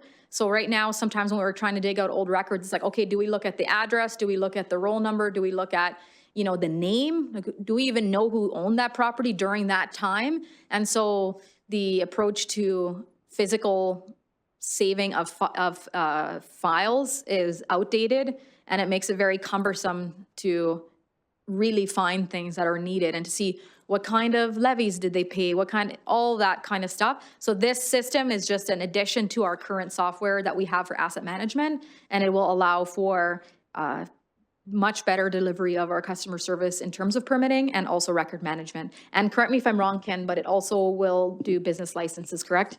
Yes. Yeah. So if you have any questions on that, I will get Ken to actually answer them. Any questions? Councillor Clark? So for instance, if somebody sends an RPR in and they're looking for a certificate of municipal compliance, is this somewhere you could house that information? I apologize. Thank you for the question, Councillor Clark. I apologize. I don't understand the acronyms that you're using. A real property report. So when somebody submits that to the town and they're looking for a certificate of municipal compliance, you can then tag it to that particular roll number, address, whatever. Okay, and then that'll be there into perpetuity. Okay, perfect. Everything's primarily tied to the property. Yep. Each of these permits, but they'll all be tied to the customer and to the contractor, the developer. So you can search any documents to any of those three or link back to the other one. You know the property, okay, this one, get to it. So I guess I need to understand what the difference is. So now when we have, let's say, an application come in and we start to build that file, you'd have a file, we'd have a paper copy, we'd have an online copy, and you'd have the real property report in there, you'd have land titles, you'd have all of that stuff in there. And if you needed to search it, you would type in already the roll number or the name, and all the information going back would be there. So how is this different than what we're already doing? But I know they're currently using a combination of database, access database, or spreadsheet, or email train, or hard documents. And so it would depend on which one of those sources of information you would be looking for that particular piece of information you were looking for was stored in one of those three locations. Mm-hmm. Bring it all into one central location. So it's not going to be manual anymore. So everything is manual right now in terms of entering it into a database. And then, so 10 years, 15 years later, I'm going to tell you an example right now. So a developer says, 10 years ago, we did a project and you have a holdback or, you know, something, not a holdback, what's the term? On their bank. Oh my gosh, my brain's mush. Deferred, like a a lease reserve? kind of, Yeah, whatever. And they're like, can you release it? And I'm like, I don't even know that we had a lien. There's no way for me to check what all developers out there, we have this on their banks. So I have to wait for them to come to me, and then I have to try to dig through records. And so this is just because everything was done for the last 50 years or whatever, it was done with hard files. And then we kind of started saving things on just in your computer. And then we had spreadsheets, but there was not a central way to do it. And so that's really what it is it'll be a system where you can type in roll number, name, address, and it will link to, and also the other problem as well is if you subdivide and it now has a different address or a different roll number, or people sell, that remains, and you know exactly how to search for it, and it doesn't matter who owns it 20 years later. Councillor Kamana? Thank you. Would this have a community-facing interface as well, where they can put the roll number and all of that, and they can print their property tax assessments and all that stuff like that? No, but I think I don't know, not this one wouldn't have a property tax assessment face, I don't believe. But it's potentially that our new software will. I know our new software, we're gonna have additional things that it can do, but does have a public-facing interface in terms of applying for permits and getting correspondence back through. So they'll have, yeah, so Ken can maybe answer exactly how they'll set up an account or how they will accomplish that. Yeah, this will include an update to our current customer service portal that we have, where folks put in, they're concerned about graffiti or broken glass, or what are the hours at the pool, those kind of things. The new one will allow each individual to create an account, and then each time they log in, they will get not only all their current history of their particular topic they were concerned about, have they resolved this issue I was concerned about, all their developments, all their development licenses, their business licenses, all that type of stuff will be housed in a central location where they can essentially, hopefully serve themselves and answer their questions without having to interact directly with staff. But if they do have a question, they put in the question, staff gets notified as to what the issue is, plus is recorded what the answer was back to them. No, that's exciting. Thank you. So do we have the capability right now when you log on to the Town of Drayton Valley, how you can go in and you can type in someone's address and it'll pop up? Do we have that on our website right now? And I then you do can not have that know if that's an information? option. Like a Brazeau County website, Yeah. you can go in and you can get the information and it's live, right? Are we doing that on our, and I'm just trying to understand like the difference of, What type of information, sorry? so if you would put in a roll number, or if you're wanting to find a land location, or if you're wanting to, and I can't remember what software or what the platform is Yeah, that they use, right? So I'm just wondering if we have We have that. GIS that they can get some information from, and then we also have, you can go on and request information online in terms of even what is owing on a property, anything like that. It just has to go through our certificate search and gets requested through there. But I believe you can look up, we can look up assessment. Yeah, there's public tax rolls. Yeah, information as well. And that I think I think that has to be available. I think that's mandated. If not, we have to have a book here and people can come in and look through the Yeah. book for it, but now Yeah. it's online. Now yeah. it's online, yeah. So right now, what we have is the customer self-service portal. So through that, you can access, like, you can sign up for e-billing and do things that way, and online payments. I believe you can access, like, what your tax payments or not, what your taxes are for your property, but I think it's kind of restricted to that information. And if- that's done through, it's not a portal that I have set up myself. It's something that is provided to me to house on our website. Yeah, through Serenic. That's right. Yeah. Okay. Yeah, and if you want one step further and get like owing amounts and stuff like lawyers would do, then we do have a small charge that we do to be able to, you can do it through the system as well, but there's a small charge to get that information so that lawyers can know what liabilities are there for a sale of a property. Councillor Evans? But this will give you a digital file management, so that process will be much quicker than trying to dig through a bunch of hard files and figure out. Yeah. Yeah, I mean, I have multiple examples, but one other example was when Mara was developed and we needed to figure something else out.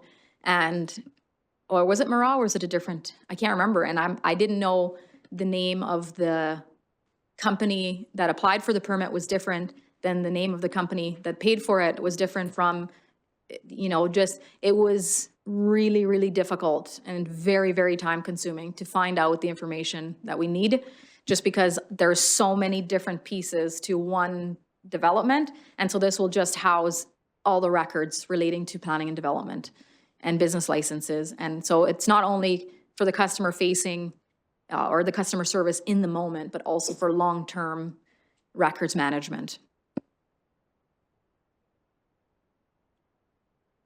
Okay, any other questions? No, okay. Awesome.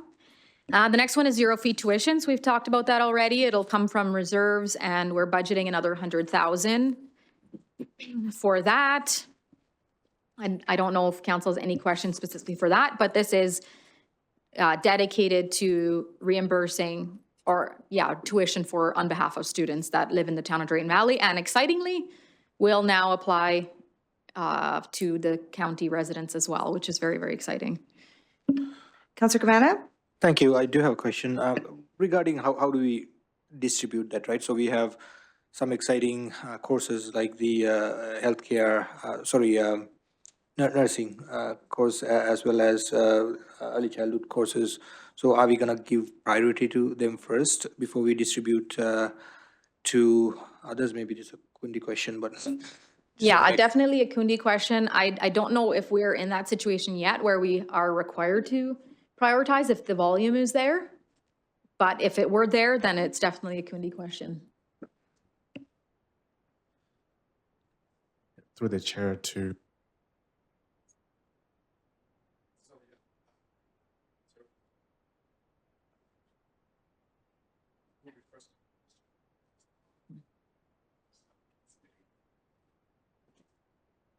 and so yes, it's one of those things.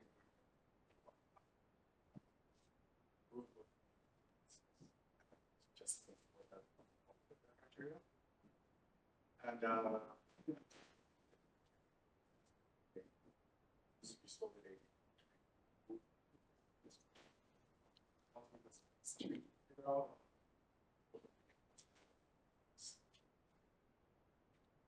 Okay, thank you. I was just, if we are not at that position where, we don't need to prioritize, it's not a endeavor that I think we need to get into, but if it comes there, I think giving priority to the needed sectors in the community probably would be the prudent way to go. Just my 2 cents. I just wanted to see, so to date, as of 2024, we spent 64,000. So it is, I think we're getting there, like closer to, that's a lot of students, which is really, really good news. But unless something changes, I don't think we'll have to deny students based on funding alone. They still have obviously criteria they have to meet, but yeah, so that's a good news that we are getting closer to the $100,000 that council would like to see in student tuition funding. Madam Chair, through the chair to all members of council, I don't think we'd ever deny any student funding. I would be back here before council looking for additional resources to supplement the success of the program. This is what it was set up for. And if we've got that kind of enrollment and subscription, we should be celebrating it. And I wouldn't deny anybody to be back before council and say, hey, we're threatened by the success of our own program here. Folks, need some more money, put it in there. Let's keep going. So. Thanks for that. Councillor McGee? So 160 now, just in a coming from the county. I wonder where they got the number of 60 from. Is that the number of students that they think they have coming? And so I'm just looking at the broader picture now of 160, and we've got 64 now that we're using. Yeah, how we up that game, I guess, and now that we have the additional funding, the need, because we used to, I assume, refuse people that didn't live in the town. Yeah. When we first started, we accepted, didn't matter where you lived, but then, of course, the pandemic changed that because it was an economic development initiative where we wanted the bums in the seats, so. Yeah. So now this will open up that door. I can't speak to how they came up with 60,000. I'd imagine they said, oh, the town has budgeted 100, probably won't be quite as much as them. Came up with an amount. I can't personally speak to how they came up with 60,000. I don't know if Kundi can, no. Yeah, that's So right. it's their best estimate, I guess. Oh, okay, Mr. Vincent has an answer for us. Madam Chair, through the chair to all members of council, just wanted to confirm that this item is on our joint meeting agenda, and we'll be able to ask the county have that discussion with them and ask them for how they arrived at the $60,000 at that meeting. So no speculation, no guessing. We'll hear it straight from their mouths. But you are correct that if we're going from, let's say we've spent 64 this year, maybe we'll spend another 20. I don't know. I don't like to guess either. But how do we go from that many students to now $160,000 of tuition? So I think if we spent that all, that'd be a great success to the number of students that we're serving in the area for sure. Yeah. Awesome. Thank you, Kundi. If there are no other questions, I'll move on to the annual report. And the thing about the annual report that I failed to mention previously is also that a share of that cost is also printing, because it gets printed not by us. And so that is part of the cost is printing, and I'll tell you which page it's on, and look at that, thank you. 53, yeah. And so that's based, so $1,200 is printing for 100 copies, and then 15,000 is for the actual report to be prepared. And you know, it would take some of Jen's time, some of management time, because the information that goes into that is obviously held in the resources that we have here. So it would take input from municipal resources, of course, but we can absorb that in just the budget for that. So that is for the annual report, and we've done a really good job in the past, so I've no doubt that they would come out looking really, really great. But if you have any other questions, Jen is here to answer them if you do have them. Just a comment from me, that they have done a really good job in the past and they've looked fantastic. I think it's a great way to, you know, showcase the hard work that, you know, the town has done and to get it out there in the community. And it's nice to see this come back. Any questions, comments? Nope. Okay, we'll move along. Perfect. The next one is for the Youth Advisory Committee, so just an additional $3,000. They just have they have no budget essentially, other than their allowance. It's not called an allowance. Right, the honorariums, because we have more members than we had initially expected. So this is just to make sure that they have the amount budgeted for the honorariums for the meetings, and then that they have a small amount there for if they have something they want to do, some promotional items, maybe some other supplies. So that's what this 3,000 is. But Lola is over there piping up, so if you have any more questions, I'll get her to come down to the podium. Is this additional? Oh, this is additional. Okay. I was just gonna say this doesn't seem like very much, but this is on top. Okay, good. I'm glad to see it. I think that, you know, the committee is growing and the youth are wanting to be engaged and involved, and I think it's a good thing. Yeah, it is very, very good. And I'm going to go present how we budget and our budgeting process to them I believe not in December, I think in January. Nice. Because when they came to present, they said, I don't feel like we know enough to have input on the budget. And so I thought that was very cool that they even were able to have that self-awareness. So yeah, it's really great to see in the community. Good. Any questions? Councillor Evans? So we're only looking at projects that are adding additional costs, correct? Like this is existing, but they need additional money. Yes. Okay. I do have a question about one particular item that was on the list when we did the tour that day. Do you remember that? And this was on there. The reconciliation was on that list. I'm just curious about. We also had an item on there for 2 of our homeless population to go through the treatment process. Is that correct? Or do we not? No. Okay. No. Fair enough. No. Because I thought there was 2 at $7,700. It was listed on that page. On which page? The page that you handed out when we did the day-long tour. We all showed up at Rotary House. We sat down. Okay. And again, I'm just curious as to, are we doing this or are we not doing this? Thanks, Jan. Or did I misread or misunderstand? So that was a list of all the FCSS grants that were granted out in 2024. For Opportunity Home, we gave them, I think it was 7,500 for their volunteer coordinator position.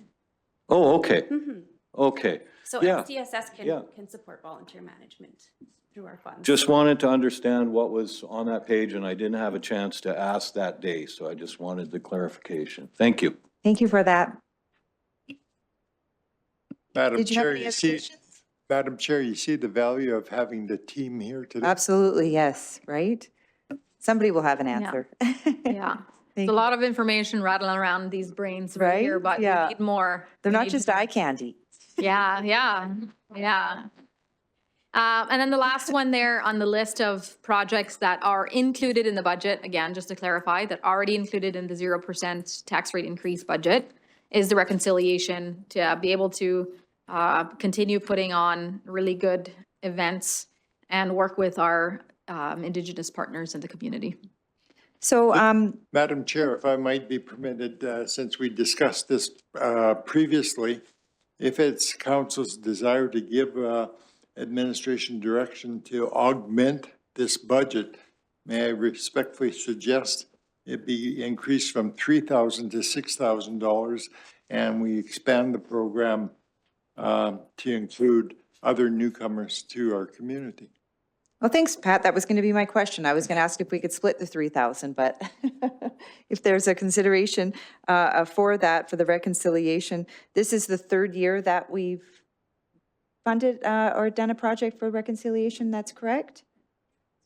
Okay, and the $3,000, what is the plan for the next year? Oh, we did, so we'll be using that full amount, we feel?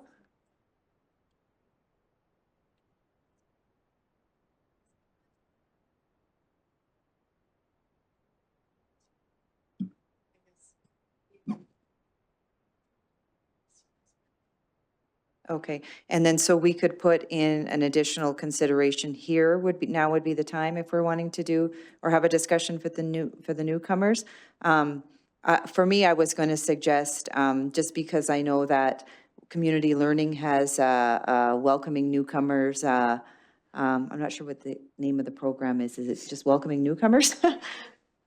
Yeah, and for me, so I was just wondering if the money couldn't go towards them, because I know that they have the program that's doing it. I'm not sure if Councilor Manna was thinking something else, because I don't know what else in the community is established. And I know that that's something that they're already running. If we wanted to add additional dollars, that's where we could put the money to.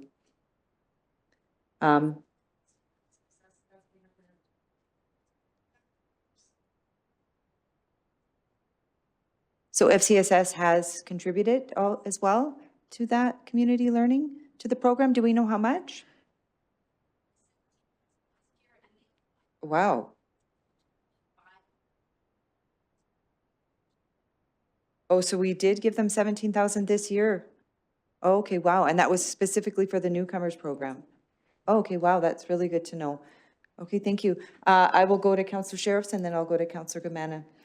So just a question, because the reconciliation, this is additional $3,000 on what have you been getting for it up until now?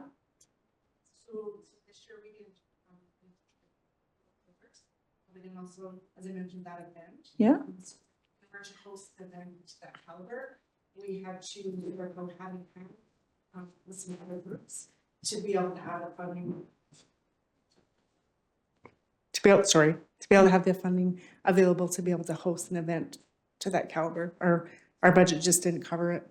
So what was the budget in 2024? It was the same. So it was $3,000 and you're just asking for another $3,000 Yeah. for a total of $6,000? Yeah. Okay, yeah, that was, just. Oh, so is it 3,000 or 6,000? So we have an existing 3,000. Oh, okay. We're asking for an additional. Oh, an 3,000. additional, okay, thanks. Considering, because these are additional, right, asks, so I want Yeah. to know what the previous ask was. Okay, thank you Okay. for that. Councilor Gamana? Thank you. Regarding the newcomer support team there, FCSS is giving a grant to them as far as I know, for getting the committee going, but there's no funding for actually for them to do anything beyond that, if I understand it correctly. The grant that's is correct. mainly for the staff that try to create the committee there, and all of that funds goes to the staffing, and I don't think there's anything beyond that that they can do with the grant. Yeah, that's correct. If the committee decides that they desire to go after that space that's been discussed, then they would need additional funding for that. Okay, so the 17,000 has just been for the staff. So I'm a little bit confused. So is community learning, are they not already employed or covered under, isn't it the provincial government that funds them? Yeah, so this was an additional position that community learning was unable to fund within their regular funding. Okay, so within their funding, under the provincial kind of umbrella, this is an additional position to be able to run this program? That's correct. And have we been giving them funding all along since they've been running it? So it's new this year. Well, I went to it last year. And I'm just wondering, at the community learning at the Rotary? Yeah, so they have specific programs like the coffee connections Yeah, and those things. They're separate programs so for newcomers, the coffee, that have been happening for some time. yeah, This is an additional committee and staff that's been hired specifically to try to address the influx of newcomers that are coming into the community and come up with some solutions, such as a space going forward. and that's still under the community learning umbrella? Yeah. Okay, Counselor Sheriff, did you have a question? No? So the coffee and teas that are going on for the welcoming newcomers, that will still continue no matter what? Yeah. And that's under community learning? Yes. But then now they're asking for another position, or the 17,000 went for a position to do what then? To host the newcomers committee, which is that group of organizations that are sitting around the table trying to provide that additional support with all the newcomers that are coming into the community and looking at things such as an eventual space with a staff there to provide that specific newcomer support. Counselor Sheriff? So this 17,000 is going to start in 2025, right? It's in 2024. The newcomers committee has been getting that money already? Yes. Okay, so Amila, are you asking for additional funds? Is 17,000 not sufficient? Like, I'm not understanding. Yeah, I'm having a hard time understanding too. Yeah. Okay, I'll try to explain. As far as I know, I had opportunity to look into that, and also I've attended a couple of meetings of theirs as well. So as far as I can understand, I'll try to explain.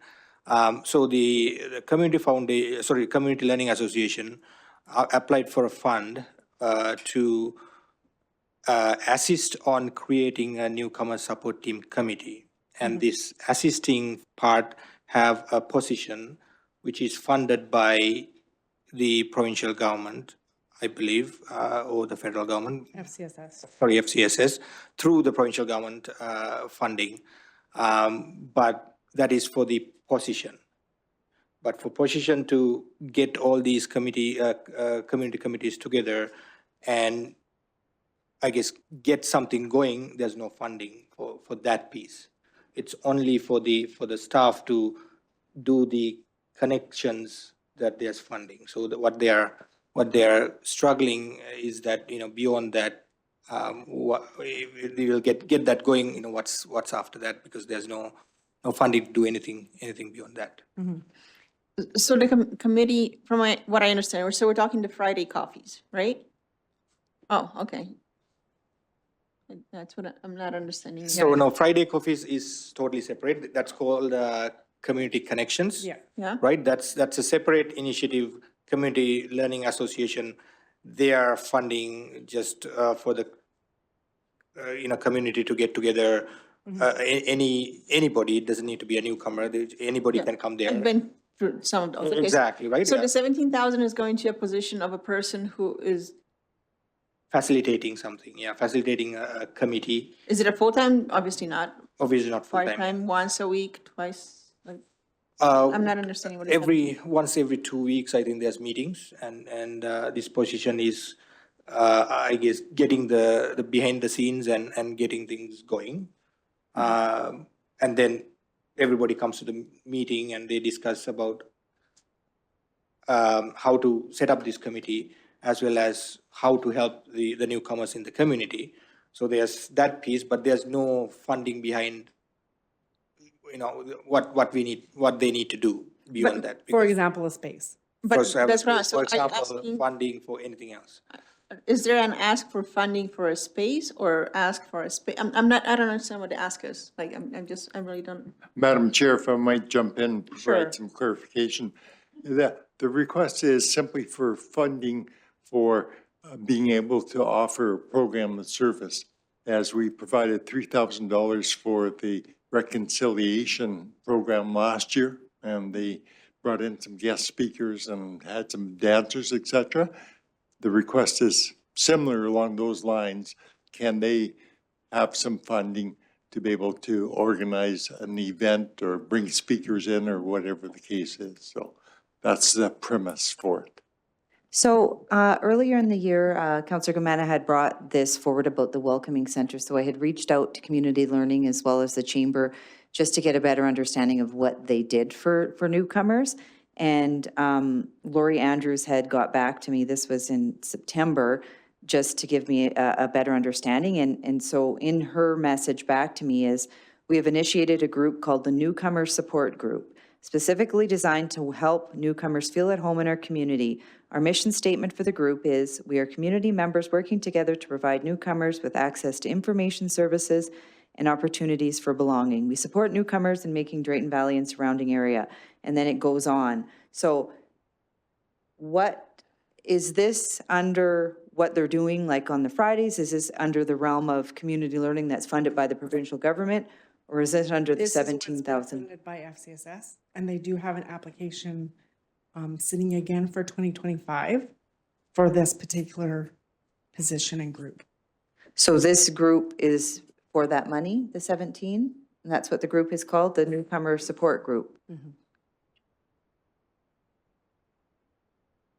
I think if I may just add, I think this has come up at budget time every year for a while, and it's never been, it's hard to understand exactly what the need is or what the ask is. So I think this position is sort of to, and you can correct me if I'm wrong, Lola, but is for them to see, okay, what is the need? How are we gonna address it? Where are we gonna go? And then I would imagine that a request would come forward if they found some consensus on those issues.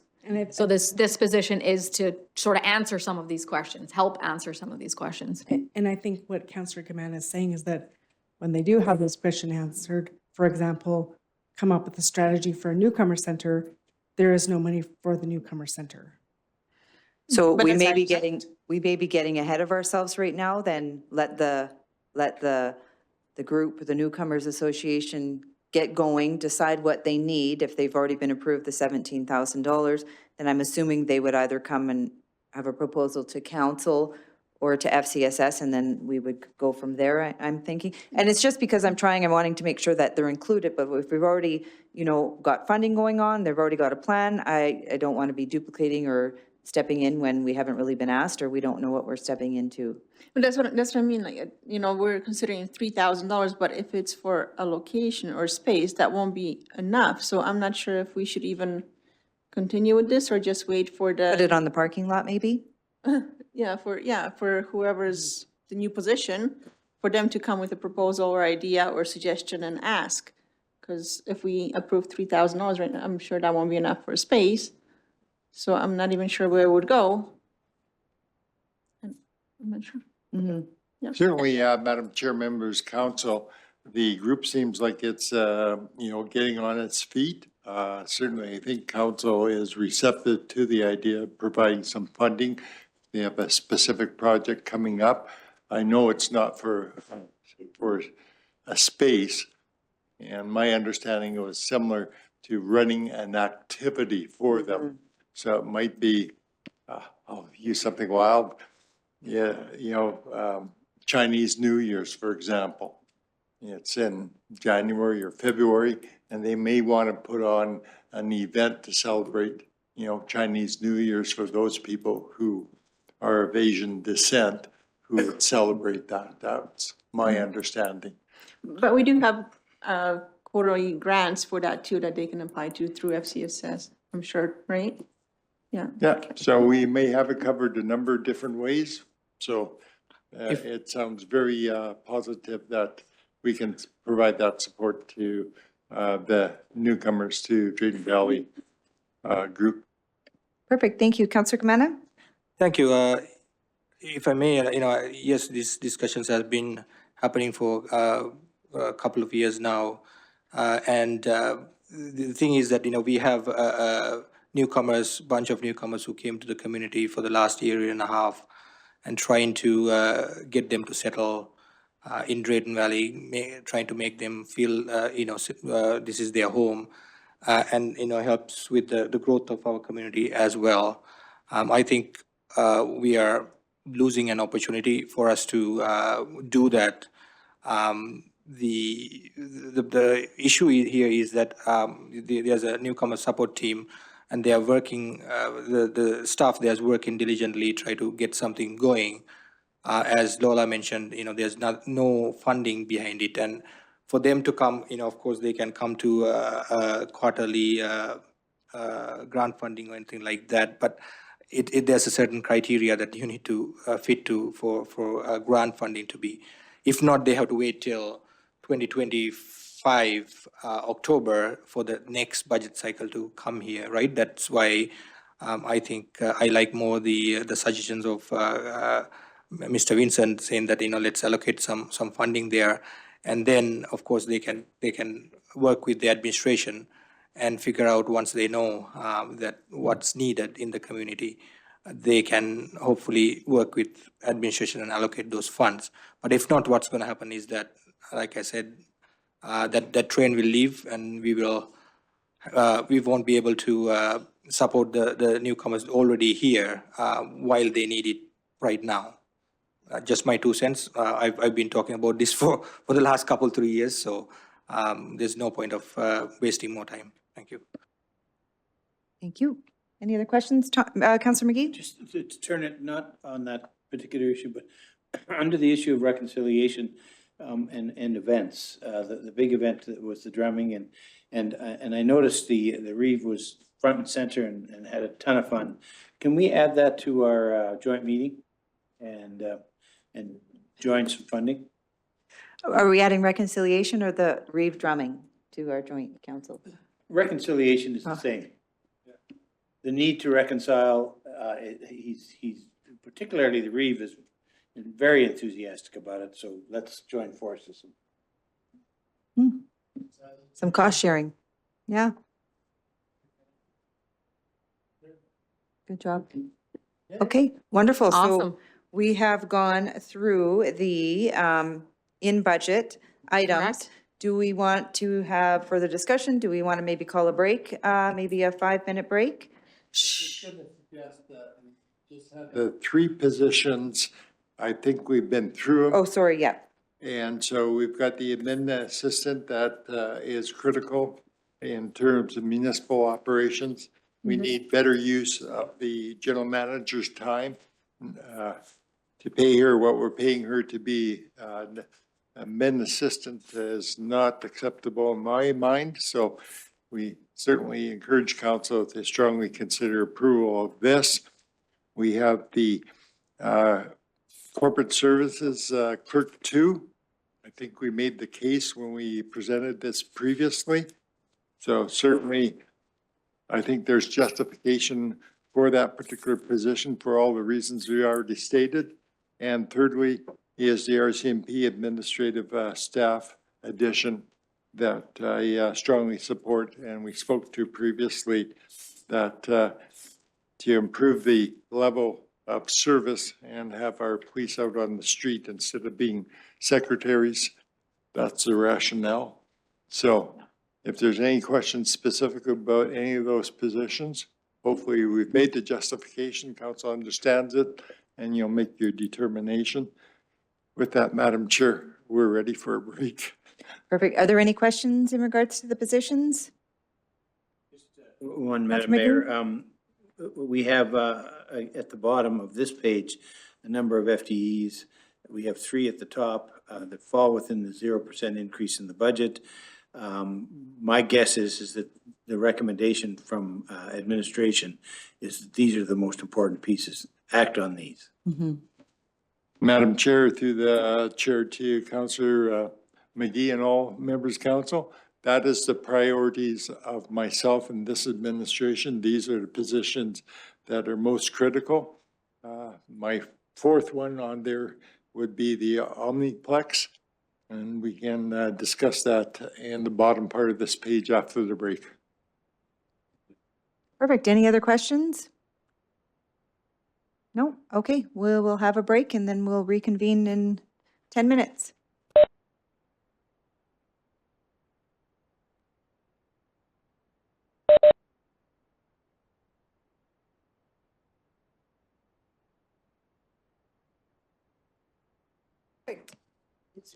We will reconvene. It is 2:35. We're doing really good. Thank you, everyone, for doing such a fantastic job, and council for paying attention. So now comes the difficult maybe part is we're going to look at section 1 of the budget. Those are the things that we just went over in the operating budget, including the positions. And any comment, questions there? Because if everything is a go and a yes, then we're going to move on to section number 2 unless we want to have further discussion. I believe Councillor Clark wants to kick it off. Yeah, just one question around the admin assistant for engineering. What was the comment you made about being paid a certain amount, but they shouldn't be doing that job because they do more? What was that comment about?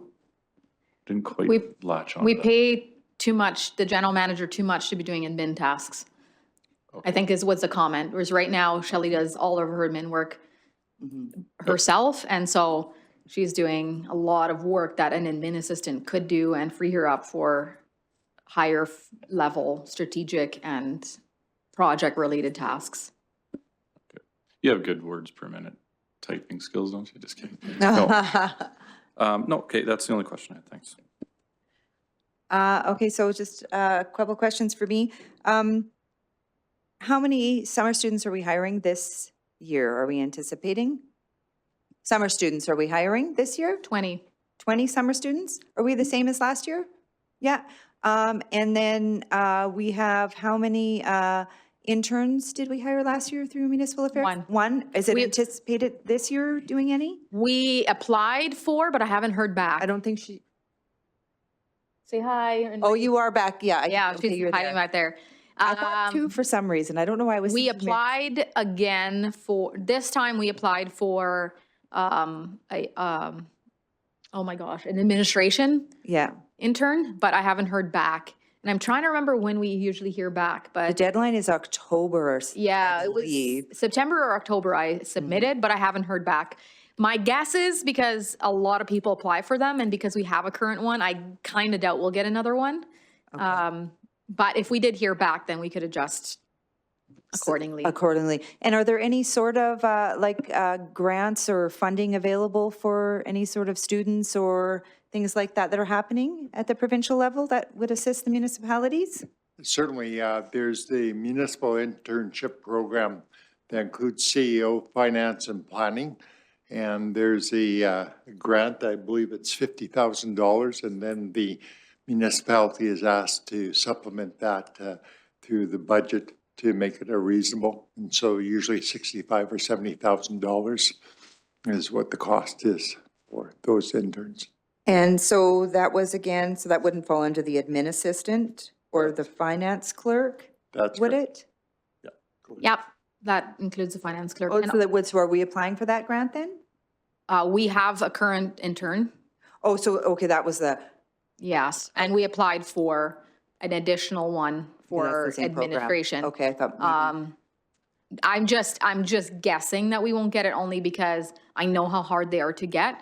And I know how many times we tried before we got one. So I'm assuming we won't get two at that overlap. But hey, we will keep hoping and maybe we will, and that would be great. The other grant we apply for is the federal summer jobs grant. Yes. But that's the one. unfortunately, we don't know until halfway through the summer whether we get it or not. So we can't really realistically budget for it, unfortunately. And we Wow. have, as far as I know, we haven't received it to date. So we keep trying and we apply every year, but it's also a pretty tough one to get. But we will apply again for that. So Madam Chair, I was just going to suggest to my colleague here, just let municipal affairs know that the legend is now in Drayton Valley. I was just going to say, is can we do some pushing? And who do you know in the federal government too that we can do some pushing to get these things? Absolutely. No, for sure. So Madam Chair, we had a discussion just at the break and advise all of council. The plan is to go to 4 o'clock this afternoon. And we do have December 3rd set aside as required to finish off the budget presentation and the discussion. So just notice to all of our team here, we'll be going until 4 o'clock this afternoon. Perfect, thank you for that. Thank you very much. So before we move on to section 2, any other comments or questions in regards to this? Everyone's okay with the projects that are presented? Councillor Sheriffs? I'd like to, just a question. So I know last year we said no to Brandy Fredrickson in the summer and winter guide. Would that go under section 1 or section 2? If I were to ask if we would consider? Section 2. Okay. Yeah, So I'll wait. till for sure. section 2. And just one more thing to add, Tom reminded me that we also have an intern that we applied for emergency management. That's going to do, it's students that are going to come do some work for us this following year. So that's really awesome too. Oh, So thanks, Tom, for reminding me. oh, wonderful. Okay, good. Okay, so if we're done with section 1 then, where everything's good there, then we're going to move on to section 2 considerations then. So Madam Chair, we're going to depart a little bit from the approach we've taken. As we go through each of these projects under section 2, we'd like to get some indication from council if it's a yay or nay. And so as we discuss each of them, if we can get a thumbs up or thumbs down. So please feel free to be like Nero or Julius Caesar. It's up or it's down. Okay, Yeah, perfect. absolutely. So Okay, wonderful. Well, I got questions already coming up. We haven't even got there. I'll go to Councillor Sheriffs and then Councillor McGee. Just for clarification, are these additional? Yes. or- Okay. They're additional. So, so these are, I'm understanding that if we were to approve all of these in the top little section for the 237, that would be at a 2%. that is correct. Yes, Yeah, yes. and that's why we separated it out, because we wanted to be very clear that we could accomplish certain things with no tax increase as we had proposed. And if we do these additional items, that would be the 2% that we would need to levy to make all of that happen. Okay, if you have it on hand, if not, so let's say we're going through the list, and if I could have the current budget for each item, because if this is additional, I'd like to know what the total budget for the particular item would be. Sorry, I'm not The understanding. budget is what's stated. Yeah, what's there? There is no additional. Yeah, Oh, that's what I was asking, if this ask is additional on top of what we're already contributing, or if it's a whole new ask. Correct. Yeah, it's a whole, whole it's, new. It's a whole new. yeah. Okay, Yeah. okay. It just happens that in this section, we don't have anything already Ongoing, that yeah. we're already funding. It's all new. But yeah, so that is the amount. Okay, Thank you. So, Okay. for clarification, we had a discussion earlier about an upgrade to some sort of parts of our system that are going to be really helpful for 200-some thousand. Then we have another piece here about the financial system upgrade, which is 262,000. And the first page that we go to in section 2 is a financial system upgrade. Am I getting 3? So that's the clarification. Well, I'm sorry, sure I'm where not you're at. understanding. Sorry. So on page 36, are you on page 36? Yes. So the top section to about half the page, that's included in the budget. That's already with the 0%. We're done this. Right, and so And then, we're going into the second piece, yeah, which starts with stars. yes. That's correct. So if I turn the page, I go to financial system upgrade. Oh, How do I get the stars? Do I get rid of 100 pages? 75, page 75. Oh. They're all in line, in order. Page So what I 75. did is I took this page out and put it to the side and then just flip all your pages like Rick and I did, and then flip all your pages. Three financial software upgrades, please. I apologize, I didn't, I gave them sticky notes too and a highlighter and still. All right. Okay. So we're set to go, and the first one is the STARS operating support. That's So, funny. perfect. Albert, So STARS came and requested money, I think, was it last week or yesterday? I can't keep track of Right? my time. Oh, it must have been last week, yes, because made its way into this budget. Okay. And they were asking for $2 per capita for their funding. And so we added it. Had we had it a little bit earlier, we might have integrated it into our, 0% budget, but it was a little late for that. So we added it as an optional item. And at 7,200 individuals or residents in Drayton Valley, we did $2 per capita to come to 14,400. And I think we all know how important STARS is. I think they did pretty well in the stats, in presenting the stats. So that's there for council's consideration. Thank you very much for that. Questions on this one? Just, so did we add stars to the joint council? That's what I was thinking, yeah. Oh, They're already, for 10 years they have been, so. yeah. and is this additional onto what this isn't cost sharing? No, it's not. I just wondered if we added, With them on December 13th. As you had indicated, they've been supporters and funders of STARS for the last 10 years. We have not. And so we're, based on the submission that we received from STARS and the statistics of the number of residents from Drayton Valley who have benefited from that, there seemed to be a strong case to bring it forward for council's consideration. That's why it's part of the budget. Questions? Councillor Gamana? Thank you. So STARS operates in our hospital, even though we haven't supported them per se, but as a town entity, but there's community has supported through fundraising and all that. So are we just getting at this kind of a feel good thing that we support them because it's already operational, right? The way I understand it is that they're having a hard time raising enough funds, and so they're going out and getting more support from municipal, local governments. So they've had some support from some, but they're doing extra efforts right now because they're having a hard time coming up with their operating budget. I would offer, Madam Chair, through the chair to all members of council, for me, it's more than feel good. I shared the story where my sister-in-law had a heart attack, died on the gurney in the hospital, was revived, and then STARS flew her into Edmonton from Lac La Biche and saved her life. I think that can happen in any community to any of our family members. And so I feel strongly, so I have a bias. I think it's a terrific service. There are many municipalities in Alberta who support through this kind of funding, but there are also many municipalities who have chosen not to for whatever their reasons are. I would ask council to give strong consideration because it fulfills Section 3 of the MGA mandate to provide for safe communities.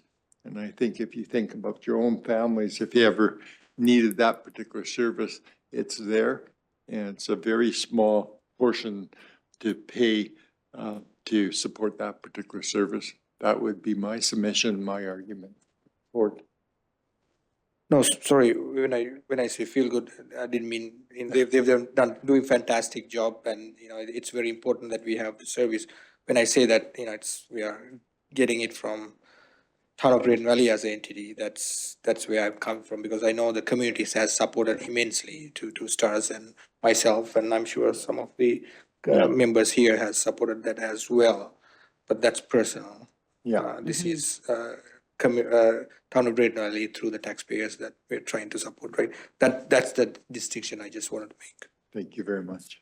And thank you for the comment, Councillor Cabana. I have the same comment, and I think it's a wonderful program. I think it's a wonderful service, and I'm very grateful.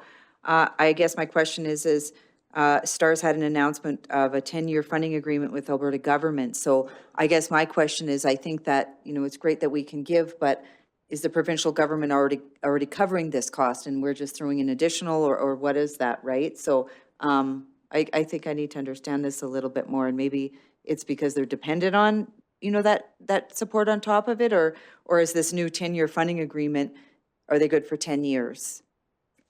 Madam Chair, through the chair to all the council, the funding agreement with the province covers, I think they showed the slide when she made the presentation, when Wendy made the presentation, covers just about half of their operating costs. And the rest of it, the STARS Lottery Foundation or lottery generates quite a bit of funds, and the balance of it they do through fundraising from municipal support, the municipal agreements, and other sources of funding. So the provincial funding agreement does not cover nearly all of their costs for operating. Any other questions? Councillor Evans, do you, or you're just debating? Yeah, it's difficult because I've always kind of made decisions as far as healthcare. It's a provincial responsibility. The province should be funding this wholly if it's an integral part of our healthcare system, which it is. Having said that, it's important, and they do good work. It's a tough decision. I'm not sure where I fall on it, to be honest with you.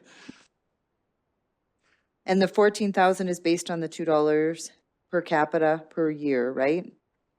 And what does the county give the same roughly every year? I actually do not know. I actually do not know how much they contribute.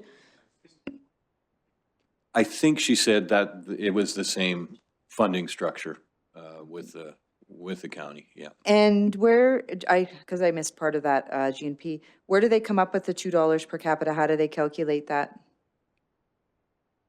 Was that Madam based Chair, on? it's been a formula that they've used for a number of years now. I'm not sure where it originated.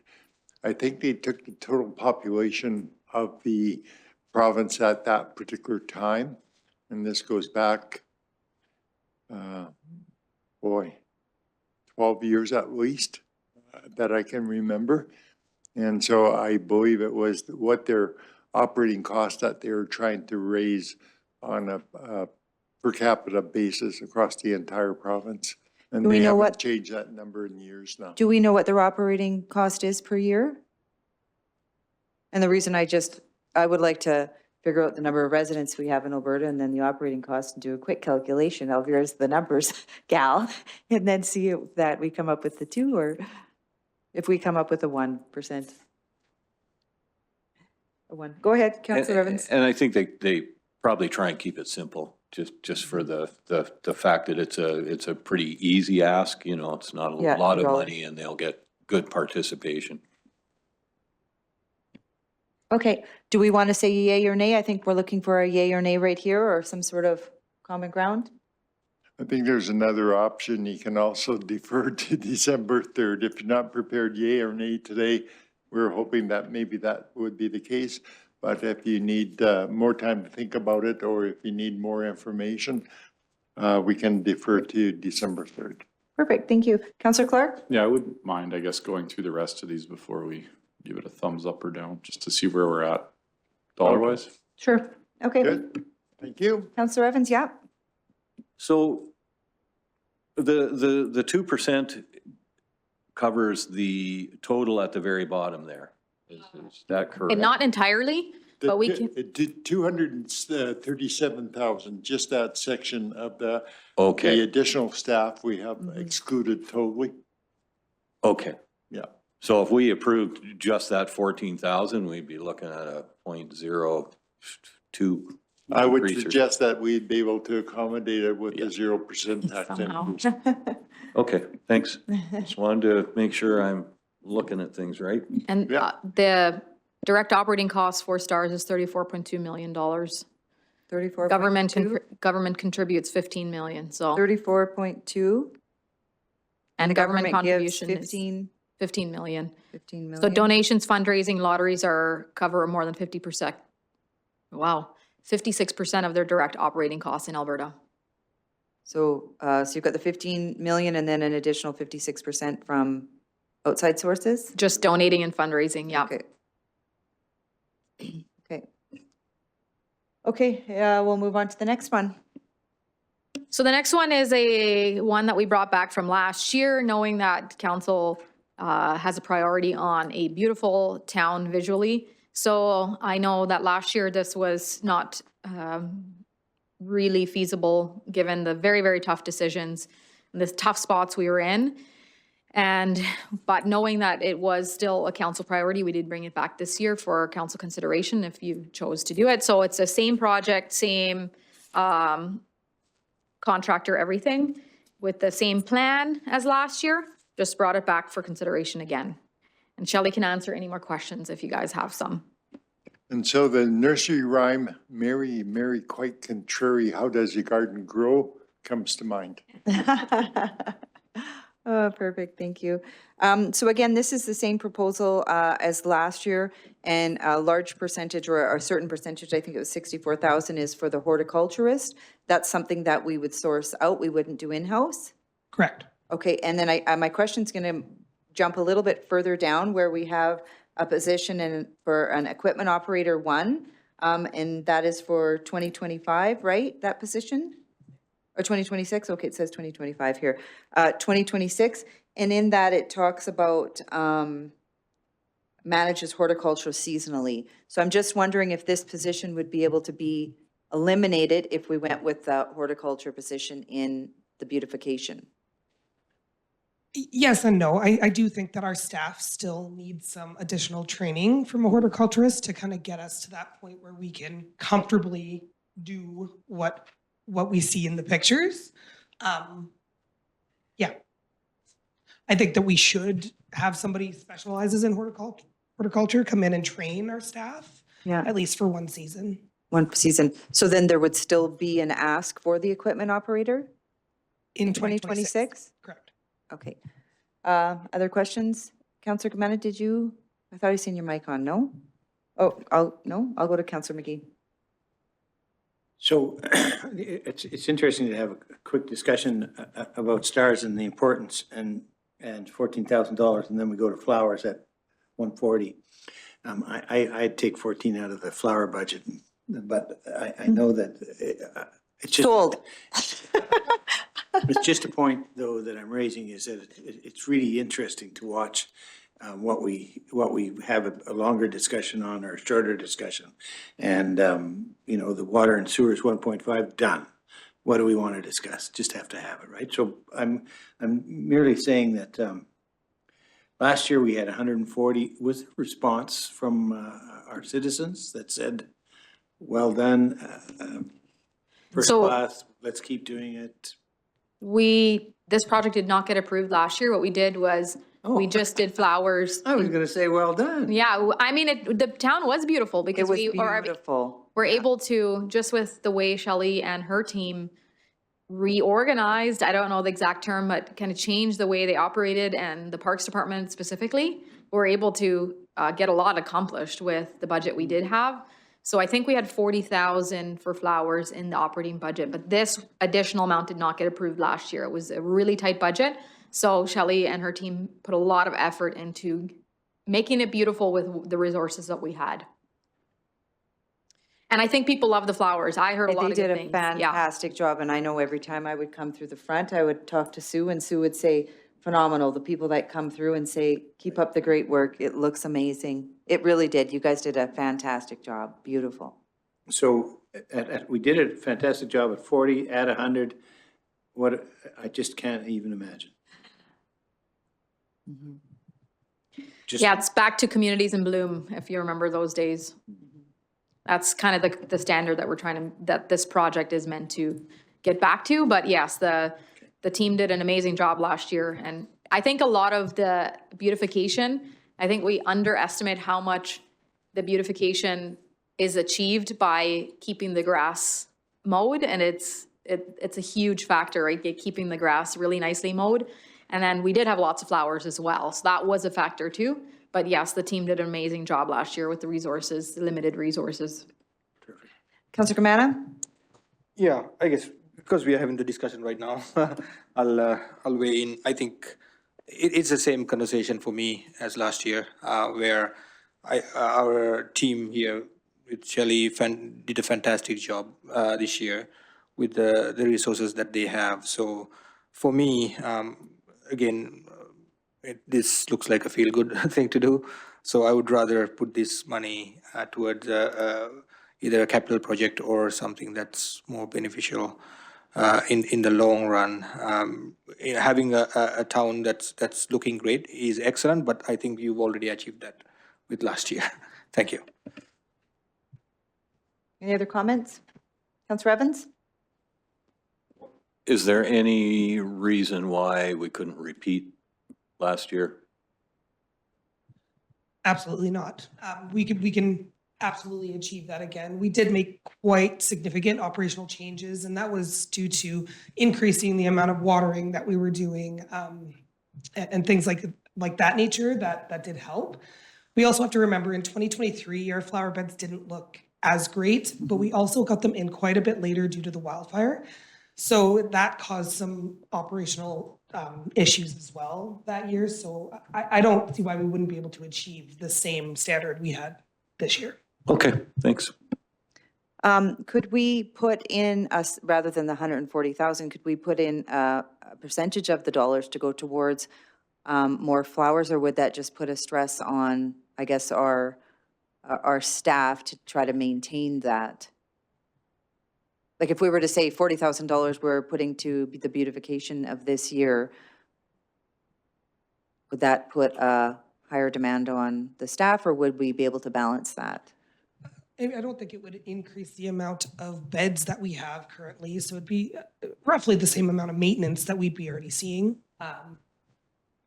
We could do that. We also had quite a significant donation this year that Yeah. can help kind of boost that appearance. So And what was the number of all of our sponsorships? Do we know? We had all the flowers, I think, from the one, or a lot of the flowers came from the one flower farm, or what was the? yeah, Wilderness Gardens, and then we had a lot of businesses sponsor. So I think the total sponsors we got was roughly 6,000. We didn't get much more than when I updated you earlier in the year. But we'd go after the same sponsorships this year and try to get that kind of thing. Yep, absolutely. Other questions, comments? Okay, we'll move on to the next one. Well, I thought Colin said we were going. And then, yeah.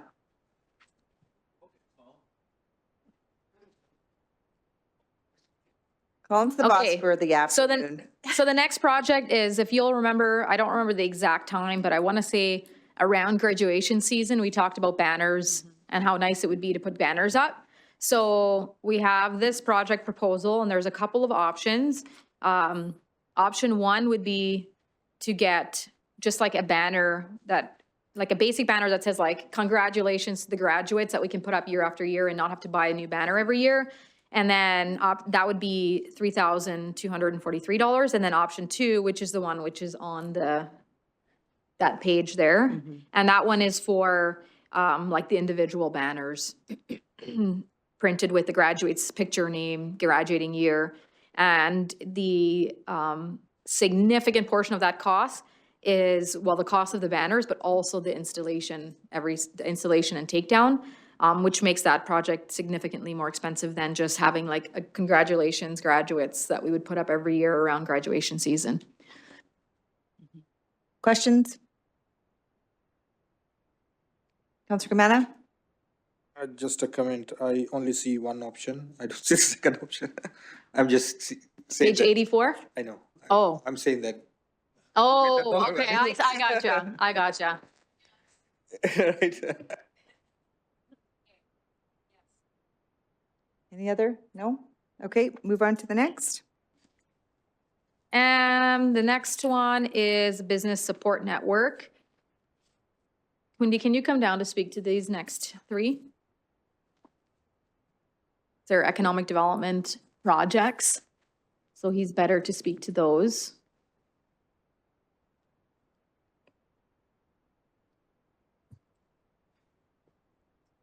So we had a discussion about this the other day about the Business Support Network. And and so as we went into detail with this discussion, this is more or less about trying to organize a way for businesses to be better supported by creating a resource that would include the town and other affiliated organizations. And so we spoke about Brazil County being a partner to this Business Support Network, the Chamber of Commerce, the Drayton Valley Community Foundation, and the University of Alberta. And so as part of this request for $15,000, this would go towards us applying for a grant through the Labour Market Partnership, through the Government of Alberta. And if successful, we're also informed in talking to the county that they would also be willing to match that $15,000 from the town. In addition to the University of Alberta already applying for $23,000 through the Future Skills Grant. And this would, of course, be with the hope that if we are successful with the grant, would get up around $40,000 to $45,000 from the province. So in total, around $80,000 to try to run this program for 2 to 3 years and to support businesses the best way that we see fit. And yeah, so I guess I'll put it back to council if you have any questions about this. Thank you very much. Any questions? Councillor McGee? The only thing, not the only thing, but so 80,000 would give us a staff member, and that was what the discussion really for me ended up being, is that somebody will run the program. It's not volunteers, it's somebody that would be dedicated to put the Business Support Network together with the challenge that we have at the Chamber, putting it all together, and you might think that this should be driven by the business community itself and not the town of Drayton Valley.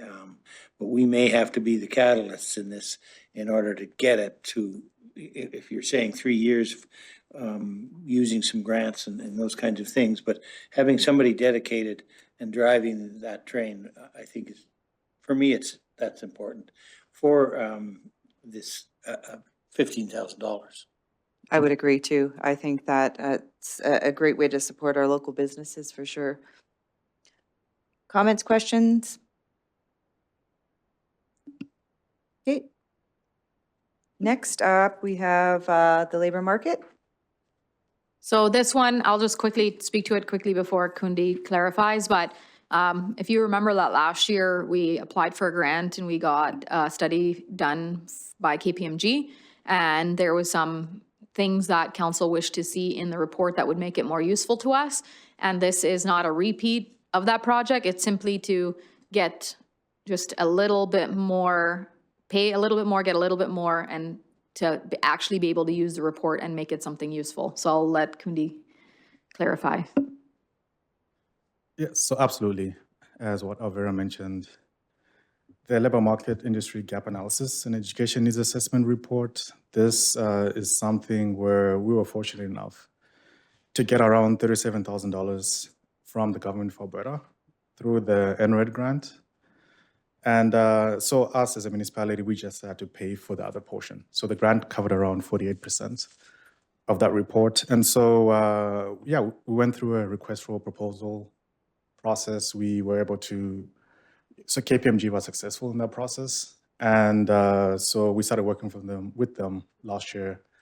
And so when they gave their presentation to council, this was on June 12, 2024, it did seem that like there were a lot of things that council just wanted to address within the report, a few changes that they wanted amended. And so we basically went through that council recording. We reached out to KPMG and said, hey, so here's what we heard based on how the presentation went.